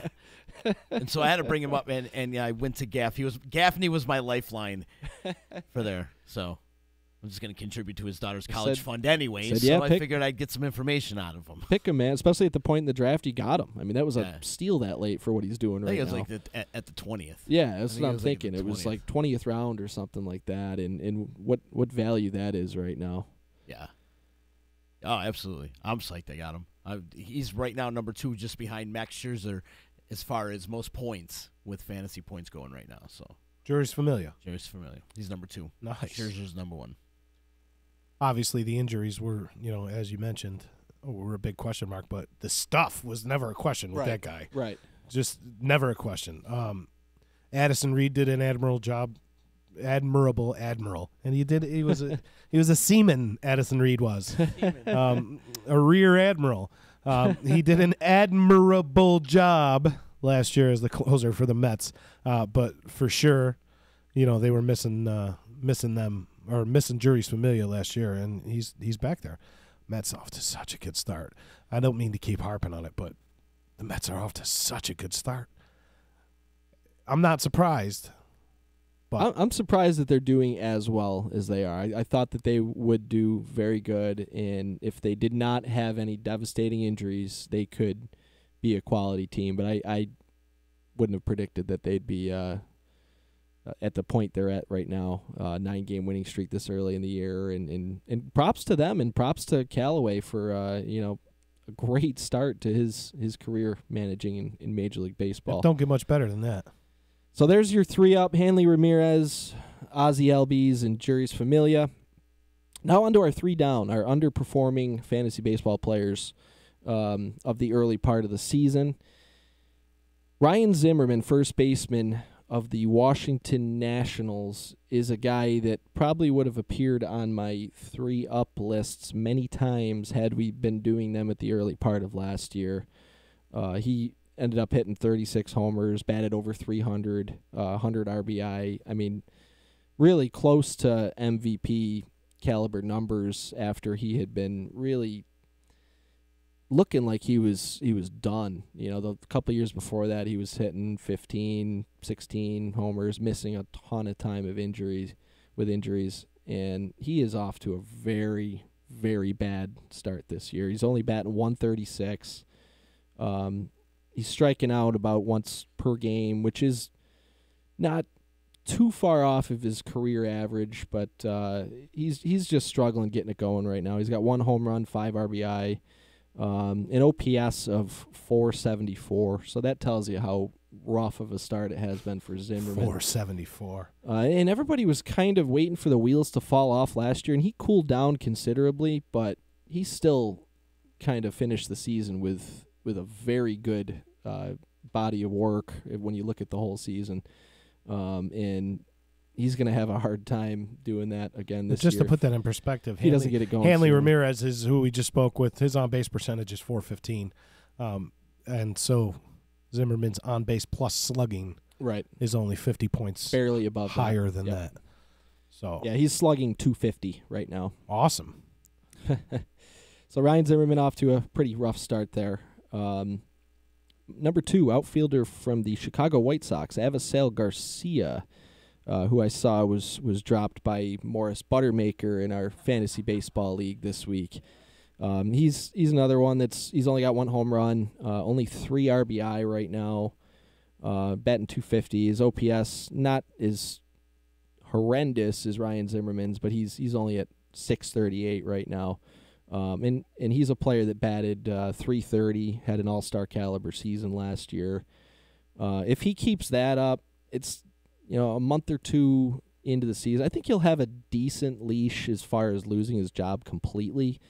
But if he keeps that up, you're going to see Eloy Jimenez, couple months of the year when Jimenez comes back, because he was injured himself. I think he's just now getting into extended spring training games. So he's a ways away yet before they could comfortably call him up and start giving him some playing time at the major league level. But yeah, Avisail Garcia's job is definitely in danger with all that young talent they have there. And he's going to have to turn it around soon to really have any kind of value in fantasy baseball leagues. Number 3, another Chicago White Sox, and a guy that is just touted as one of the best prospects in baseball, Yohan Moncada. Batting .184, 298 on-base percentage, .604 OPS, 1 home run, 3 RBI, no stolen bases. I don't know what happened to his ability to steal bases, because in the minors he was getting caught a lot, but he was still stealing a good amount of bases. He was a speed guy in the minors. Unfortunately, you can't steal first base, though. You can't steal first base, as Billy Hamilton knows very well. Not that Billy Hamilton. Billy Hamilton, the Cincinnati Reds, knows very well. But in the minors a couple of years ago, he stole 49 bases, 45 bases. Last year at AAA, 17 bases in 300 at-bats. And then last year with a major league team, about 200 at bats, stole 3 bases. Only attempted 5. This year, has not even attempted a stolen base yet. So I don't know what's going on You there. got to wonder if it's something with team philosophy. You wonder, and there's another player on that team that's a major speedster who's trending up right now. He didn't make my list for the up this week, but Tim Anderson. Last year, he was coming into the season last year, into 2017, looking like he could be, like a 30, 40 stolen base guy. And he only stole, I think, until September, maybe August, September, he only stole a handful of bases. And then something changed, whether it was philosophy, a team philosophy, or whether it was just his own doing.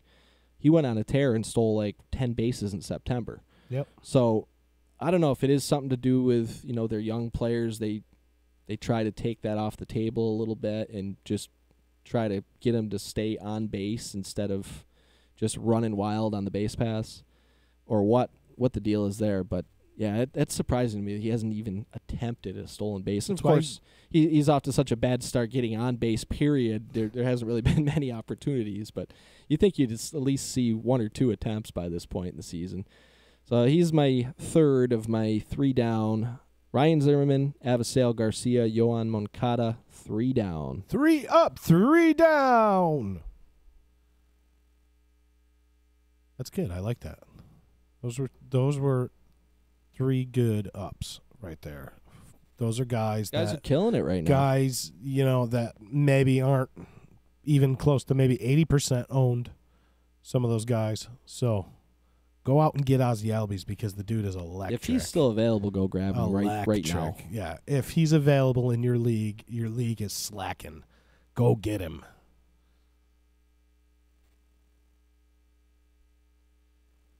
All right. So a little quick, do a quick overview of how our EC Fantasy Baseball League is going. Fred McGriffey Jr. is at the top of the league in first place right now with 905 points. Right behind him, 94 points behind him now, is the Commish Gianna's All-Stars. 100 points back in the standings. The Utica Blue Sox, managed by Dave Bandick.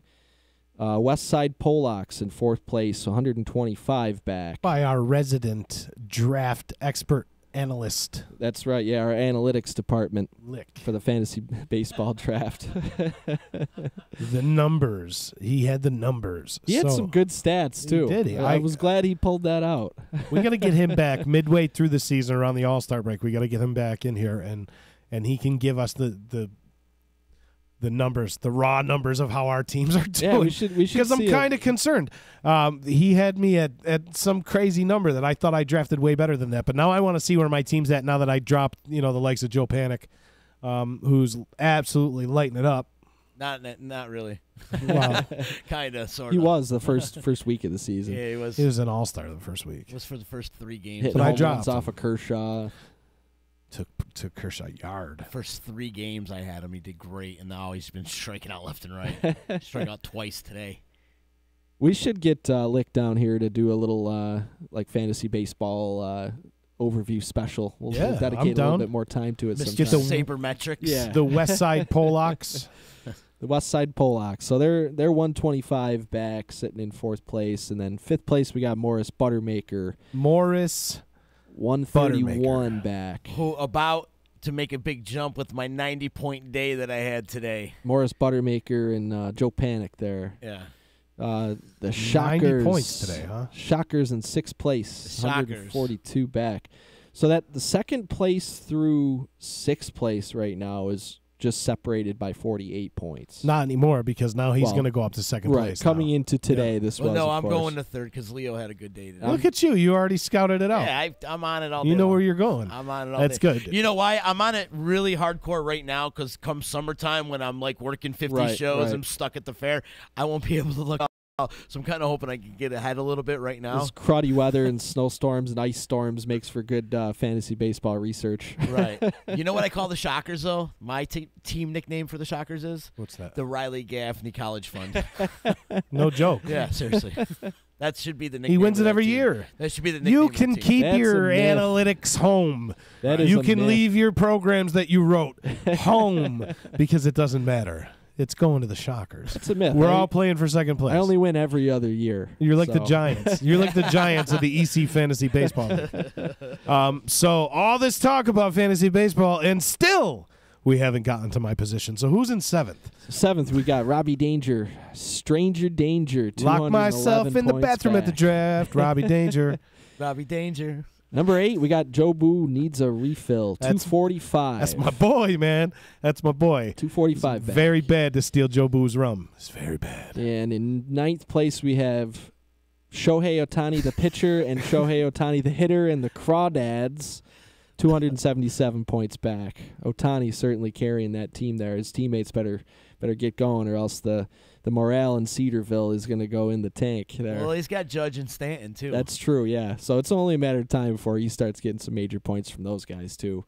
And then Caleb rounding out 10th place. He's 376 points back right now. So Caleb better look at maybe making some moves here. And He told me the other creeping day. back into it. He told me the other day he was changing his lineup but not saving him or something. I don't know. He had some lame ass excuse. It auto saves, Caleb.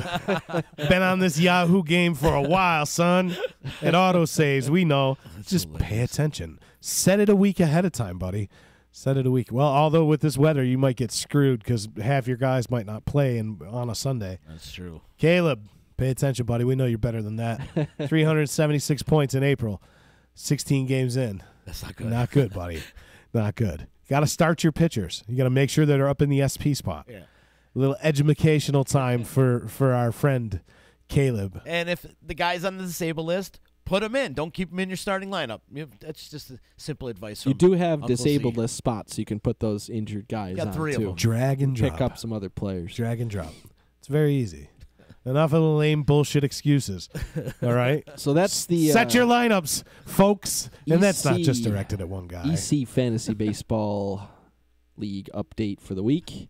And it's always fun, man. It's always interesting, and It keeps it occupies, more of my time at this point in time in the season. Like Z said, it occupies a lot of time. I'm really excited about the season.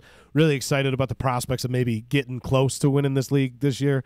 Although I'm in 8th right now.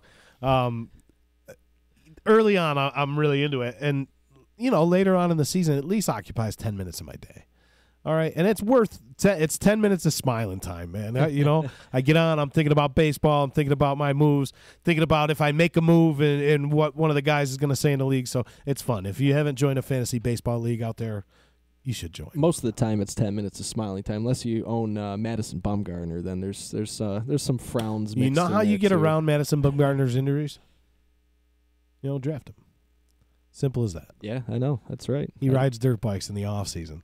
He's the Aaron during the season. He rides dirt bikes. he's the Aaron Boone of the National League. Aaron Boone. I don't even want to say that name right now. So, moving on. Not really. We didn't move anywhere. What happened? 7th inning stretch time, I think. Yeah, we're good. It's getting close.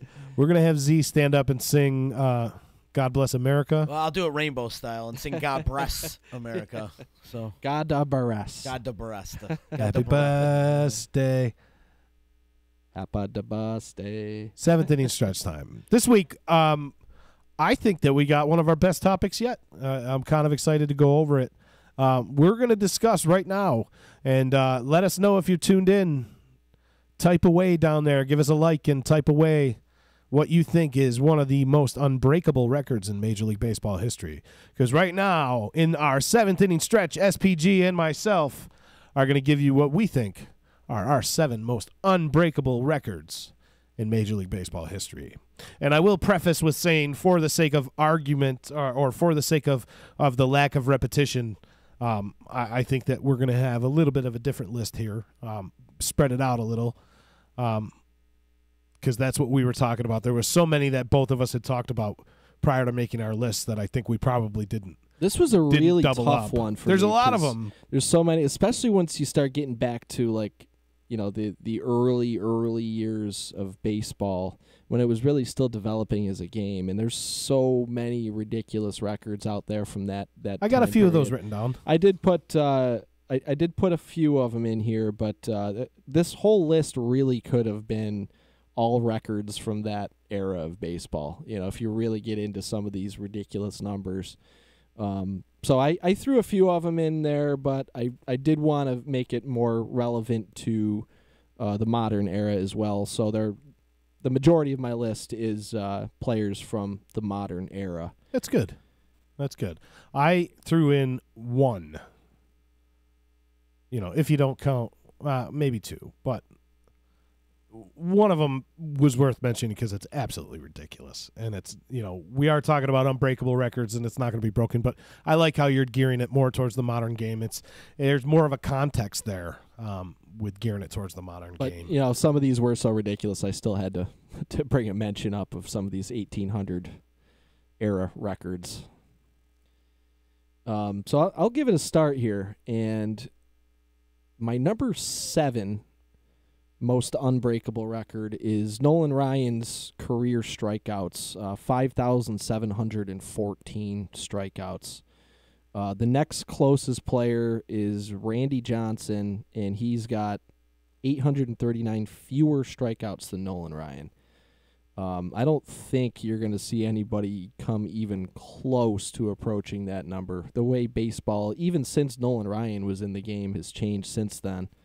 It's almost even rare to see a guy throw 200 innings these days, let alone 200 strikeouts. Let alone 200, 300 strikeouts back in the days of, Seaver and Nolan Ryan.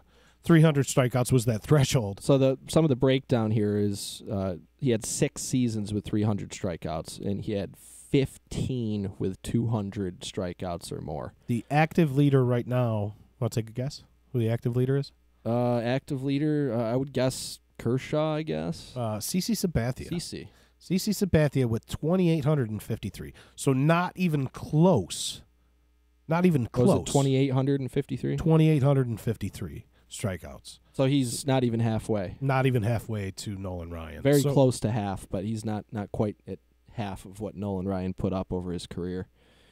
So just to put Nolan Ryan's record in perspective, CC Sabathia been around 18 years now in the major leagues. He's 37 years old. Been a top-line, front-line starter his entire career, a very highly thought-of starter in his own right. Not even halfway there. Not even halfway. And we're going to get to more Nolan Ryan stuff, I'm sure, on this because I know I got one coming up that a lot of people might not expect. So what was the number again? 55 what? 5714. 5714. Keep the 5714 in your brain for Nolan Ryan. But I'll give you my number 7 right now. One of those ones that's kind of a throwback, I guess. A lot of people may recognize the name, but, he did manage not necessarily in the modern game, but Connie Mack with 3,731 wins. But the funny thing about Connie Mack's 3,731 wins is that was against 3,948 losses for a career winning percentage of 486. But far and away the most wins, 3,731 wins. The next is John McGraw with 2,763. The active leader in wins for major league managers right now. You want to take a guess at that one too? Mike Scioscia. No. That would be, you're close though. You're out on the right coast. It's Bruce Bochy with 1,859. So again, we're in a circumstance where we're not even halfway there. Bruce Bochy been around a long time. He's got 3 world titles with the San Francisco Giants and 1,859 career wins. Dusty Baker, another guy that's been recently active. He would be, were he active right now, he 1863 would be, he'd be the active leader. But nobody else. Mike Scioscia is 1581. So all that time that Mike Scioscia's managed, I think he's in his 18th year with the Angels out there, and he's only amassed 1,581 wins. So he would need 22. He would need to repeat his career performance and then tack another couple hundred onto that to reach where Connie Mack is. So Connie Mack, 3,791 wins. My number 6 unbreakable record. I had to go back to the 1800s for this one. There's so many ridiculous stats from that, and I did want to steer clear of it, but these numbers were so ridiculous that I couldn't help but put this on there as my number 6. And I kind of bundled 2 records into one, and it was a guy named Will White in 1879. Will White? Will White. Will Will White? White. Why are you putting so much emphasis on the H? 680 innings pitched. 680 innings pitched. That's more than some staffs. That's more than the top 3 starters, top 4 starters in some major league staffs don't get to 680 innings almost pitched. 4 years worth of a starting pitcher these days. 680 innings pitched in the 1879 season. And how big you think that guy's arm was? The other note on his, he's got another record from that year, and probably several. 75 complete games pitched in that one season. Is that it? 75. So pretty much when he got the ball, he got the ball. Yeah, he was not coming out of the game. So how many starts that season, I wonder? They all must have been complete games, right? They probably were, yeah. I'm sure, I don't know, maybe he had 76 starts. Hey, you're maybe pitching he got today. sick one day or something. Hey, you're pitching today.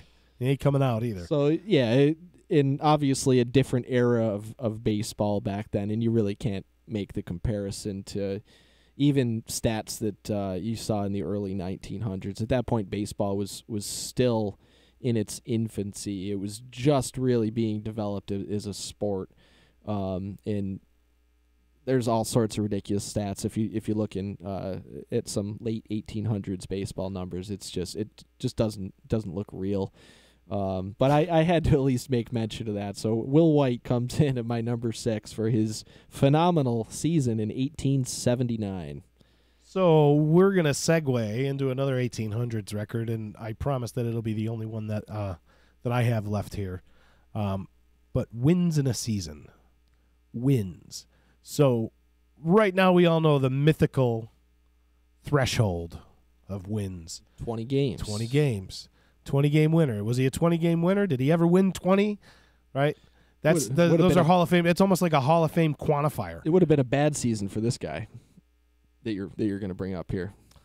So, in 1884, Old Hoss Radbourne. What a name. Old Hoss. 59 wins. 59 wins. So let's put that in perspective for today's modern game. Most pitchers start about 25 to 32 or 33 times in a season. Depending on if it's a 5-man rotation or a 6-man rotation, or this guy's getting skipped to start to save his innings. You're looking at, conservatively 25, 26 starts is a pretty decent season for a pitcher nowadays. In the 21st century, only 3 pitchers have started 35 games or more in a season. Tom Glavine, Roy Halladay, and Greg Maddux, all with 36. 59 wins. You're talking about these guys are only getting, at max, in the 21st century, at max, they're getting 36 starts. At max. Yeah. And this guy had 59 wins. 59. Something you will never see again. No. But, how apropos for our 7 unbreakable records to have one that is never going to get touched. Probably not by the top 3 starters in any staff. If the top 3 starters in any staff had 59 wins, that would be vaunted. That would be like the next coming of the that's just, it's unheard of to have 3 starters have 60 wins, right? That's like Washington with Strasburg. Well, that's like who's the last? Scherzer The Orioles with 4 20-game winners, right? And that's the 70s. the 70s, and this guy did it by himself. So Old Hoss Radbourn, you are inside the baseline, my man, with 59 wins in the 1884 season. Old Hoss Radbourn. I can't say it. I just can't say it enough. It's a wonderful. I'm going to nickname my kid Old Hoss. Old Hoss. I'm gonna. I like it. No more Dominic. Old Dominic, Hoss, if you're out there listening, your new name is Old Hoss. That's your new name. Old Hoss Schofield. That's him, the Schofield kid. So coming in at number 6 for me, Old Hoss Radbourn. So Old Hoss, that you're playing for the Providence Grays. And Bandage says it's also a pretty funny Twitter account. Old Hoss Radbourn? Yeah. Amazing. I got to go check it out. I'm going to have to check it out myself. I'm kind of mad that it's not my Twitter handle. Because it could be. I could see myself being an Old Hoss. So what do you got, buddy? What's next for you? All right, my number 5 is Cy Young's record for complete games in a career. 749 complete games over the course of his career. That includes 9 seasons in which he had 40 or more complete games. And again, you mentioned 9 times. A starter typically, would go 32, 33 starts a season. So again, another one where, even if somebody started every single game and like Old Hoss Radbourn? Like Old Hoss of the Providence Grays, went every start and won every game and did a complete game every single start they went out there, they still wouldn't even touch this record for many, many, many years. So that is an absolute untouchable record. 749 career complete games, and that was over the course of 21 seasons for Cy Young. 21 seasons. More to come for Cy Young, I'm sure, on this list as well. You'll hear his name again at least once, if not it. twice. You're going to hear it again. My number 5, I'm going to go more of a team record, and I'm totally going to be a homer here, and I don't care, but we're talking about unbreakable records here. And the Yankees, 27 world titles. Kind of going to be hard to catch, right? It would take an awful long time for the Cardinals or the Dodgers or the Red Sox to catch up to the Yankees' 27 world titles. 27 world titles. So not going to even get into any more than that to, avoid the whole homerism thing. But we're talking about unbreakable records here. 27 world titles ain't going to get touched. Yeah, say no more about that one. Who's in second? St. Louis Cardinals are in second place, right? And I believe they have how many 13. Did you say? 13. So, yeah, even the second place team is 13, 14 behind in world championship titles, and that's not something we will see happen in our lifetime. 11. So that's even a bigger discrepancy than I thought. Followed up by the Oakland Athletics with 9. Surprising third place team right there.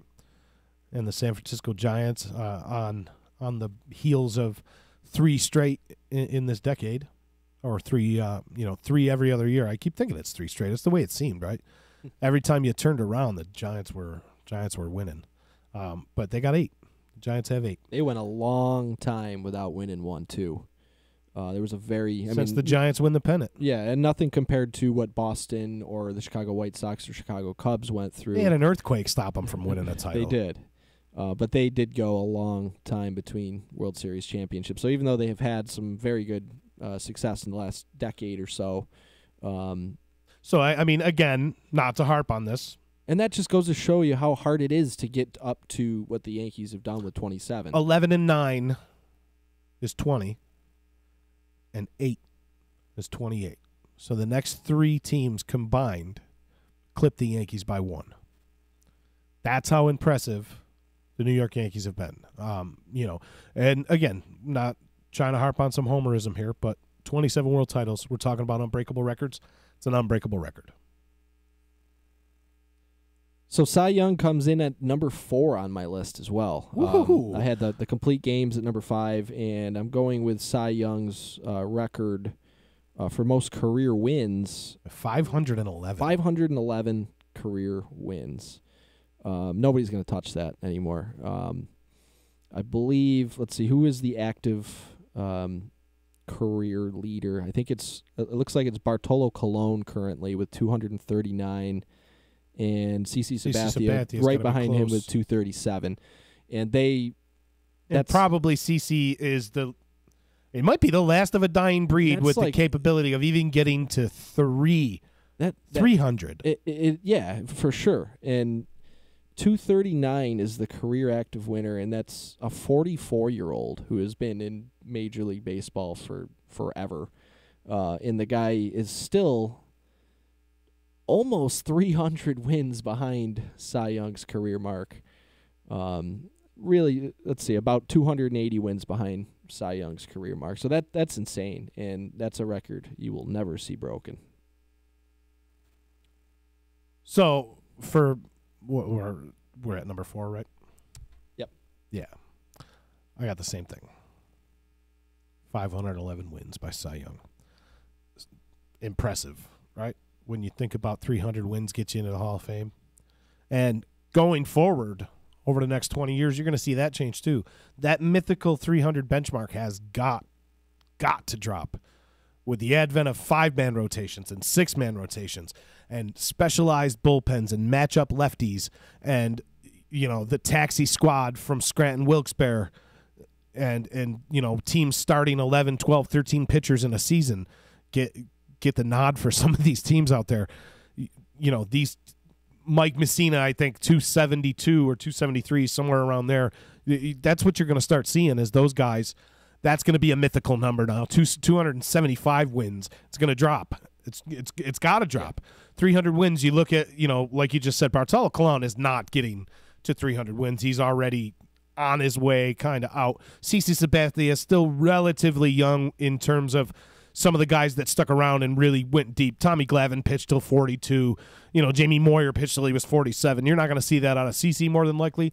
Health is going to stop that. But, CC has a legitimate shot of getting to 300, but after that it just falls off the table because of availability and because of innings limits. Yeah. That's because of money. It's a not. lot of it is because of money. It's all because of money. It's not to say that Clayton Kershaw doesn't have the talent to get there, because he does. Nobody's going to deny that Clayton Kershaw has the talent, or the teams that he's going to be playing on have the talent to make him succeed at getting 300 wins. Nobody would argue that. The talent is definitely there. The opportunity will never be there for Clayton Kershaw to get to 300. It's just not going to be there. They're going to limit his innings going into the playoffs. They're going to skip him starts. He's only going to get 30 starts max in a season, 32 starts max in a season. That's just the way it's going to work. And so he would have to have a winning percentage around 850, which he probably does. I don't even have his numbers in front of me, but he would have to have a career winning percentage of around 850 to even have a chance of sniffing 300 wins. So, where's Kershaw at right now? That's what I want to know. For career wins, you're talking? Yeah. Let's see. I got his pulling up his numbers right here. He is at 144. How many starts? Wins. Let's see.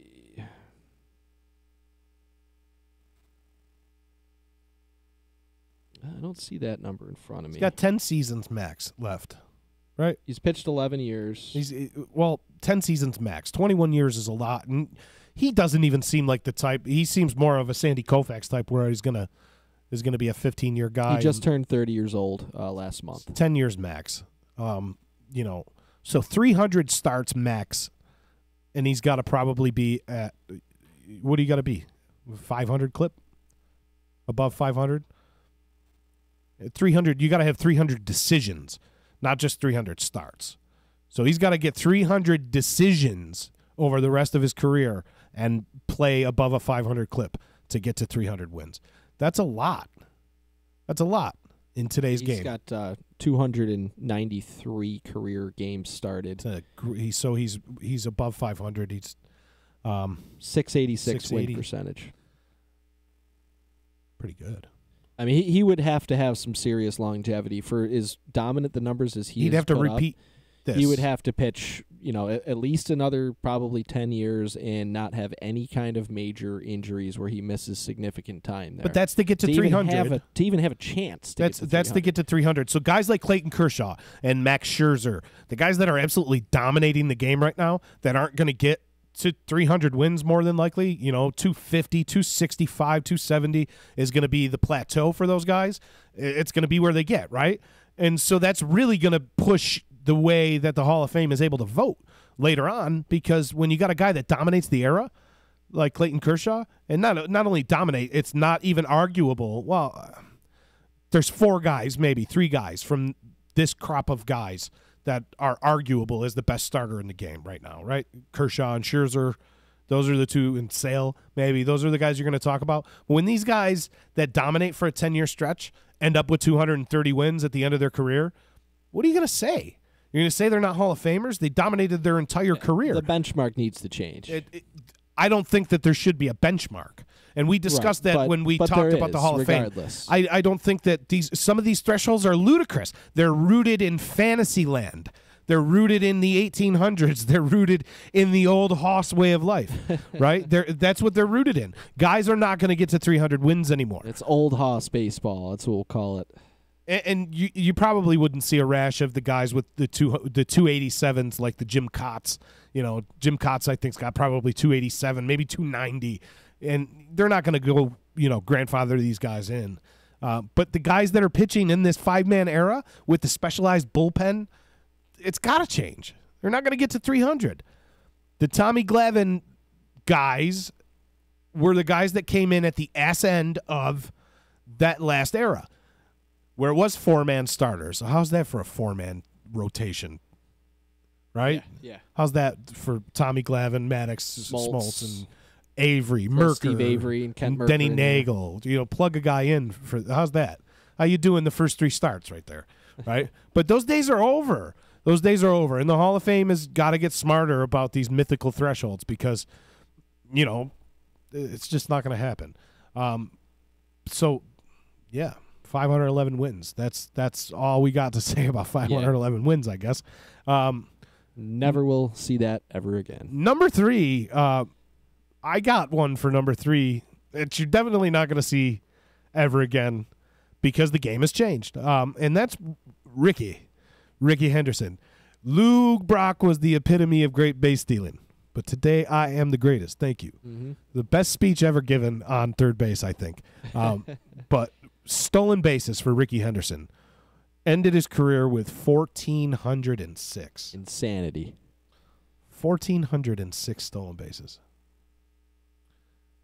You look at some of those numbers he was putting up just by season, not even looking at the career number, but to see how he built to that number, how he got to that number, some of those numbers that he was putting up stealing bases were ridiculous. I mean, it's just unfathomable what he did on the base paths back then. And then I know we're talking about his stolen base record, but then the guy could hit one out of the park, too. I mean, he's the career leader in leadoff home runs of all time, too, I believe. Who, right now, is the active leader in stolen bases? Because you look at a number in the 1400s here. 1,406 for Ricky. And the guy that's the active leader has been around forever, and he's not close. So that's just the way that the game has changed. But any guesses? I don't even know if I could guess that one. Jose Reyes. Oh, okay. Yep, that makes sense. Yeah, he's been around 512 stolen bases. And right behind him, amongst the active leaders, it's Ichiro Suzuki with 509. And he has been around forever. That just goes to show you. So, and next closest, Ricky broke Lou Brock's record in his 20s, I believe. All right, I'm pretty sure he was in his 20s or close to his 20s. He broke it in like right smack dab in the prime of his career is when he broke Lou Brock's record, and he finished 500 ahead of it. 938 for Lou Brock in second place to Ricky Henderson's 1,406. It used to be, it's still a big fantasy category for all you fantasy baseball players out there. It's still a big fantasy category, and I guess it should be.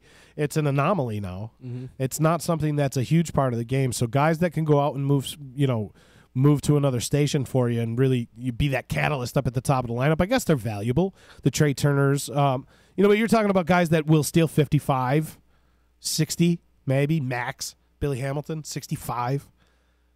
There's talking very triple few for Ricky Henderson. Very Triple. few players that steal that are up towards the top of the league leaders in stolen bases that are good all around baseball players. Trey Turner is one of them you mentioned. He's up there, but there's really not that many of them. Jose Altuve for years, he was right up there. He doesn't run as much as he did. Well, that's because he's winning before. MVPs. Yeah, and he's winning MVPs, hitting home runs, and winning batting titles. You're not going to run that guy out of a career, out of a season. Mm-hmm. It's just not going to happen. That's you've seen that happen. Bryce Harper could probably be a 40 steal guy if he wanted to be. He's not ever going to be a 40 steal guy. Mike Trout is still stealing a lot of bases, which is not going to be smart going forward for the Angels, right? You don't want that guy out there stealing every time in meaningless situations or just trying to get a rally going. I know it sounds like anti-progress for a baseball player, right? But you want to keep that guy safe too. And running him into danger all the time. Again, money. It comes down to money. Agreed. I totally agree. A guy like Trey Turner under org control, run till your heart's content, kid. Or maybe he's signed now, but he's a younger guy. Run till your heart's content, kid. But best player in the game, please, please don't do it. Defensive indifference, okay, go ahead, take your base. But Mike Trout, that's got to stop for guys like that. But 1406 stolen bases for Ricky Henderson. Nobody's ever going to be even close. Not close. So what you got for number 4, SPG? My number 4 was Cy Young wins, and my number 3 we're in number is Nolan Ryan again. I mentioned him with his career strikeout record as my number 7 pick. His no-hitters over the course of his career, 7 no-hitters over the course of Nolan Ryan's storied career. Second all-time is Sandy Koufax with 4. And no other pitcher has tossed more than 3 no-hitters. Active players, I believe the leader, which is a bunch of players, 2 is the most that anybody is pitching in baseball right now has ever had in their career. Let's see, we got Homer Bailey, Justin Verlander, Max Scherzer, Jake Arrieta. There might be a couple others. Tim Lincecum. But right now, the active leader is 5 no-hitters behind Nolan Ryan for career no-hitters. 5. And the second place of all time, Sandy Koufax, who one of the greatest left-handed pitchers of all time, is 3 behind Nolan Ryan. Interesting side note about the 7 no-hitters. No perfect games. No perfect games. That's true. Yep. But I can't see anybody even coming close to that 7 no-hitter record. So I got Nolan Ryan. 7 no-hitters is my number 3. Well, so it's funny that, you got Nolan Ryan, and we talk about the 7 no-hitters, and we talk about how none of them are a perfect game.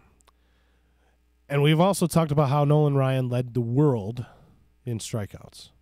But there's a reason that none of those 7 no-hitters were perfect games, because he also led the world in walks. He did. 2,795 walks allowed for Nolan Ryan to go with his 5,700 Ks. 2,795 walks. To put that in perspective, the next closest is 1,833 for Steve Carlton, and no active player has issued 1,000. 2,795 CC strikeouts. Actually is He's at got 1,009. 1,009. All right. Okay. But your point remains the same, though. Yeah. 2,795 walks. Say it with me now. 2,795 walks. That's a lot of base on balls. That is 50% more than any other pitcher in baseball history. That's the Brett Favre thing. Most touchdown passes, most interceptions. Nolan Ryan, most strikeouts, most walks. It's not even close. That should have been my number 1 because nobody's going to touch that. Nobody.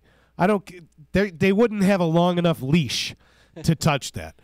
Nobody. Not even close. Nobody.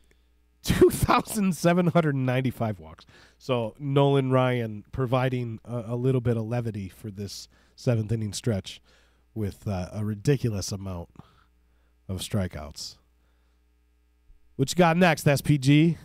So My number 2 is a very well-known record, and that is the Joe DiMaggio 56-game hit streak.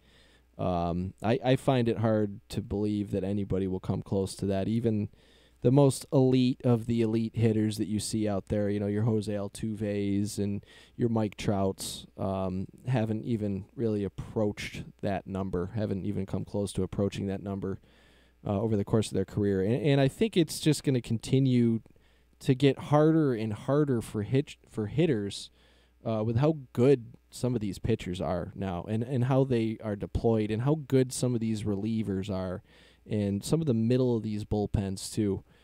So it's not like, someone go on a streak, run into Clayton Kershaw, and then figure, all right, we'll see, we'll see what happens here. Try to get Kershaw out of the game, and then get a hit off the bullpen and kind of keep my streak going here, because those middle reliever guys are. I mean, that wasn't around back then. It was so and so is out there. He's pitched 7-8 innings. His arm's about to fall off, but he's gonna keep plugging away and try to finish this game. Now it's okay. We're gonna bring in your 100-mile-an-hour throwing Andrew Miller, Jordan Hicks in St. Louis. Andrew Miller's coming in to face you because it's a matchup situation. Or Brad Peacock or Davinsky that we mentioned earlier. I just think the way very modern baseball is structured, that I don't think anybody's even going to come close to that 56-game hit streak. I mean, you look at what people are leading the league in batting average these days, and you see some guys get up into 330s, 340s, but it's rare that anybody is at that 350 or better mark anymore. It almost never happens. And in order to have a hit streak of 56 games in a row, just the amount of hits that you would be getting and how well of a hitter you'd have to be and how high your average would have to be, I don't see it happening ever again. I don't either. I think it's unbreakable. We've seen people, I guess, threaten, and by threaten, we're talking about a 31-game hitting streak, right? I think George Brett got the closest, right? I think so. I could be wrong on that, but that's the thing, is when somebody gets to like 30 games now, all of a sudden you kind of, there's some excitement around it, and excitement when they get to 20. You still need to get 26. You got to duplicate that. You got to do that again. Interesting side note to that 56-game hitting streak is the fact that reportedly the Heinz company was set to give Joe DiMaggio a really big endorsement deal if he got to 57, 57 Heinz 57 varieties, and he didn't get there. Joe DiMaggio had disputed that apparently later in life, but the best thing about the streak of 56 is that when it snapped, he hit in 16 straight right after. That's true. Yeah, that's true. Hit in 16, so he followed up a 56-game hitting streak with a 16-game hitting streak. So insane. Joe DiMaggio. So that could have been like a 73-game hitting streak if he just had one hit in the one game.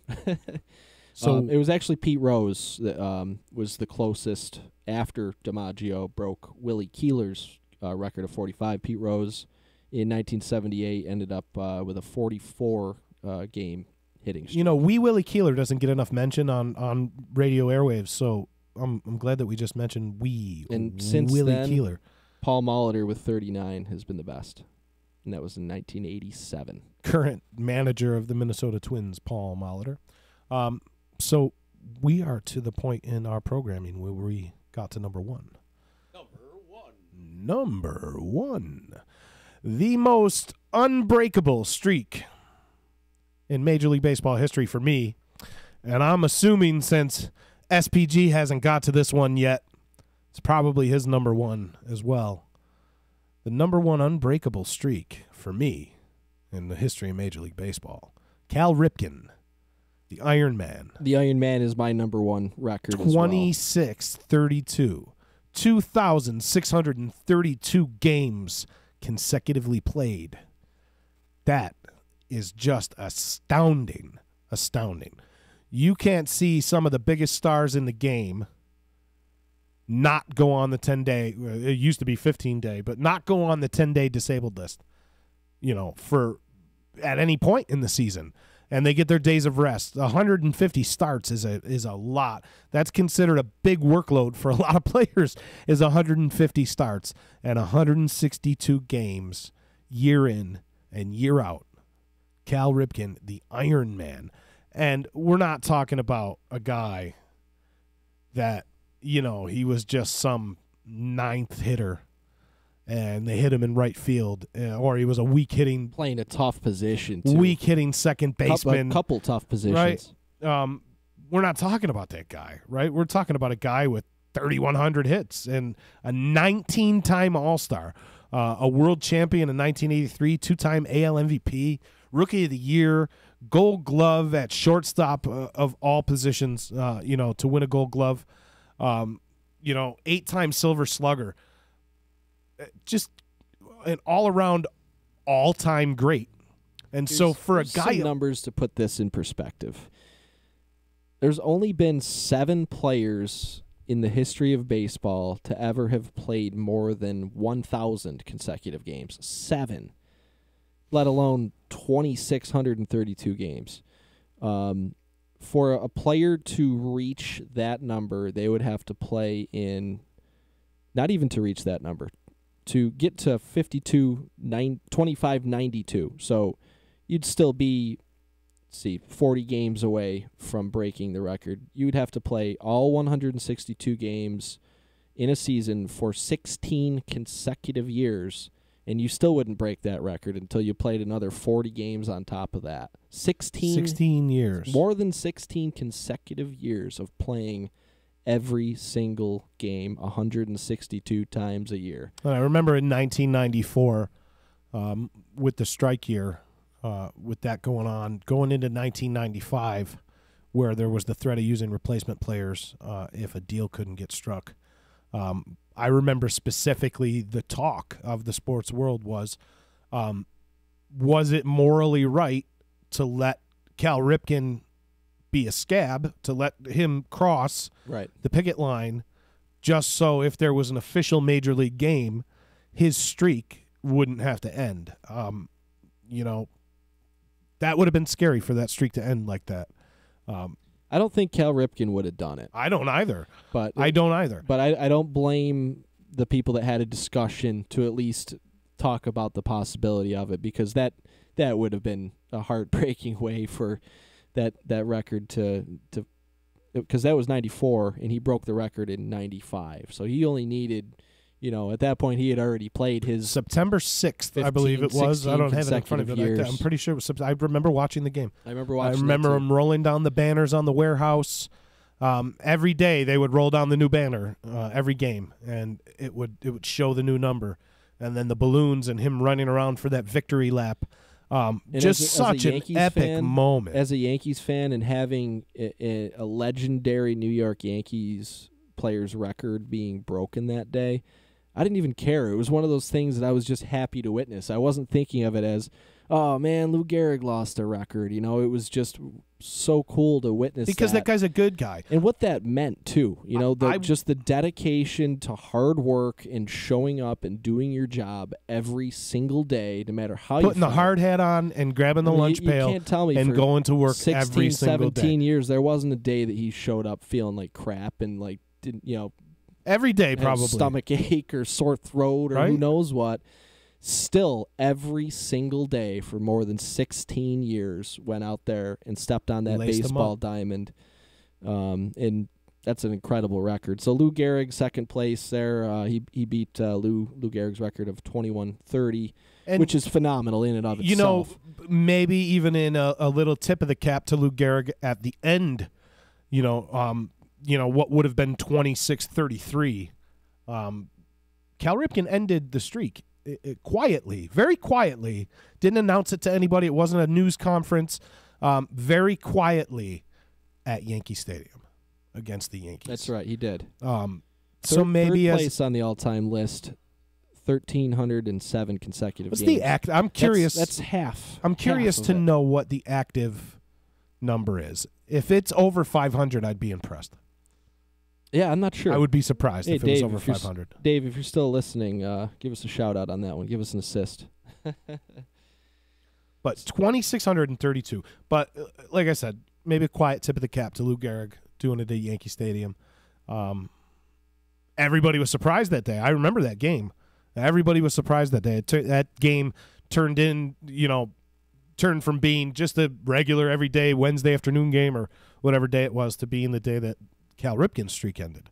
But nobody's ever going to threaten that. 17 years of playing every game, 16 years and some change of playing every game. It's just not going to happen. Contracts won't allow that to happen. Just so much that goes in the game now. It's just not going to allow that to happen. But the most unbreakable record, in my opinion, in the history of Major League Baseball. Will anybody get to 500 wins? No. We know that, and we know that's unbreakable. But just the sheer dedication and physical toil that has to come along with 2,600 consecutive games just makes it above everything else for me. So that's the 7th inning stretch. One of my favorite ones that we've done so far, I gotta say. Yeah, that was a fun discussion about that, and there are some just ridiculous numbers there to even think about. Whether it's the 1800s era or whether it's Cal Ripken and Nolan Ryan, some of the players that we did have the pleasure of watching. There's just a lot to be in awe of in those lists right there. Right there. So we have reached a point in the evening that we get to the list that nobody wants to be on. And we're going to let you know who's out of the baseline this week, but right now I'm going to give you my honorable mention. Playing to a negative wins above replacement so far this season with an 8.10 ERA in 6 games, 6.2 innings pitched. He's got a 1950 whip. Dellin Betances. Dellin Betances. Ouch. Dude. Yeah, watching him pitch. Get out of your head right now, Friday Dellin Betances. night's game there against the Detroit Tigers, the only one that they did play in the series, was painful when he came in. And he did everything in his power to get the Tigers right back in that game. And I don't know what's going on with him. He has the velocity, so I think it is just a mental thing with him. He's got a mental block going on. Already right 3 homers allowed in 6 innings pitched, 6 earned in 6 innings. It's not going to be too awful good if that continues. And he's going to find his role severely diminished in this Yankees bullpen. Because there's just no room for an 8.10 ERA. No, they're so deep that you're going to get buried down the depth chart pretty quick. The depth chart. And, his role's going to adapt. He's going to be a sixth or 7th inning guy, and he's not going to come in those high-leverage situations. You're going to see that given to Chad Green.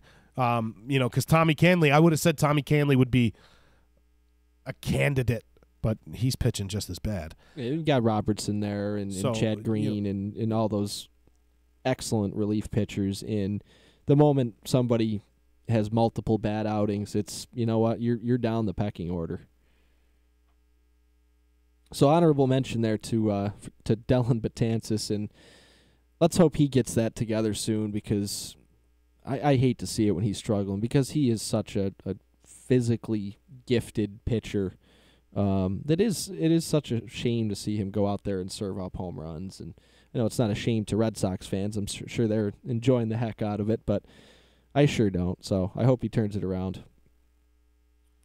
So, I think it's a general consensus between this panel here that the Out of the Baseline Award this week should go to the one and only Mother Nature. Mother Nature. Mother Nature, you've taken from us what we cannot get back. An early April of promise, clean slates, hope. 6 games postponed today on Sunday, April 15th. Yesterday there was, 1, 2, 3. 3 of them postponed yesterday. So in a span of 2 days, that's 9 games postponed. 9 times. Some of those are double counted because the Yankees got postponed twice, basically. But, yeah, it's been rough. It's been icy and snowy and cold across the Northeast and beyond. It's not even just the Northeast at this point. It's stretching into the Midwest. Fickle wench. Mother Nature. Mother Nature, give us a break here. It's baseball season. Come on. Mother Nature, you are out of the baseline. And that's going to wrap it up for us tonight, folks. We appreciate everybody sticking around and listening to us. Went a little over time this week, but we had a lot to talk about, and I'm happy that we got to talk about the most unbreakable records in the history of Major League Baseball, because we didn't have much baseball to talk about due to all these awful rainouts. But we appreciate you sticking around with us. We really enjoy doing what we're doing. Looking forward to next week's show. Looking forward to running down and getting into the teeth of this season. Keep it inside the baseline, folks. We appreciate you sticking around, and we are out. Peace. Got to remind them they can listen to this podcast and previous podcasts of The Baseline at DisruptionNetwork.net. There you go. Check out all the other content over there, too. The D-Line, EC Radio, every Monday through Thursday at 3 o'clock. Home Free with Adeline Van Dyke. Back Talk with Tommy Drama. Ease Beats and Bizz, all sorts of awesome content over at the website Disruption Network. Every single day at 3 p.m. EC Radio with my man Anthony Z. Donaldson running the board for us tonight. We appreciate you, Z. Go to bed. Thanks, everybody, for tuning in. We'll see you next week on The Baseline. Keep it inside the lines. We're out. The Property Sisters of the Mohawk Valley was born when 3 top-producing agents with over 25 years of combined experience selling real estate joined forces to take real estate to the next level. We practice with honesty, integrity, and the knowledge to help make the buying and selling process easy and stress-free for all of our clients. We pledge to always make our clients our top priority from start to finish and even after the house is closed. We will always be a valued resource for information and assistance for our buyers and sellers. Our customers over the years have become not only past clients, but great friends. As we join hands together as the Property Sisters of the Mohawk Valley, we look forward to serving our clients and our community and making a positive difference. You can reach us at 315-601-9630 for all of your real estate needs. When it's your hard-earned money on the line that you are investing into a home, it makes sense to choose a proven professional to assist you in making one of the biggest investments you may ever make. Josh's dedication of over 20 years to the home construction industry allows him to bring knowledge and experience to your doorstep. That means you can feel confident and comfortable with his service to you. Past clients love his attention to detail and thorough written reports. By allowing Priceless Inspections to help you make a well-informed decision concerning your property, you will find that a quality inspection is priceless. Follow Priceless Inspections on Facebook or call 315-525-8725. Hi, this is attorney Nick Pasalacqua. The team of attorneys I have assembled at Pasalacqua & Associates has been carefully hand-picked to include the best trial attorneys in the particular areas of the law that we practice. Have you been charged with DWI or any other crime? Members of our team include former assistant district attorneys, now fighting to protect your rights 24 hours a day, 7 days a week. Have you or someone you love been seriously injured in a motor vehicle accident? Members of the team at Pasalacqua & Associates include former insurance defense attorneys, now fighting to ensure that you get every penny you're entitled to. If you need legal help quick, don't waste your time or money calling anyone else. Remember, for legal help quick, you better call Nick and the team at Pasalacqua & Associates. 315-500-NICK or 315-500-6425 or visit cnytriallaw.com today.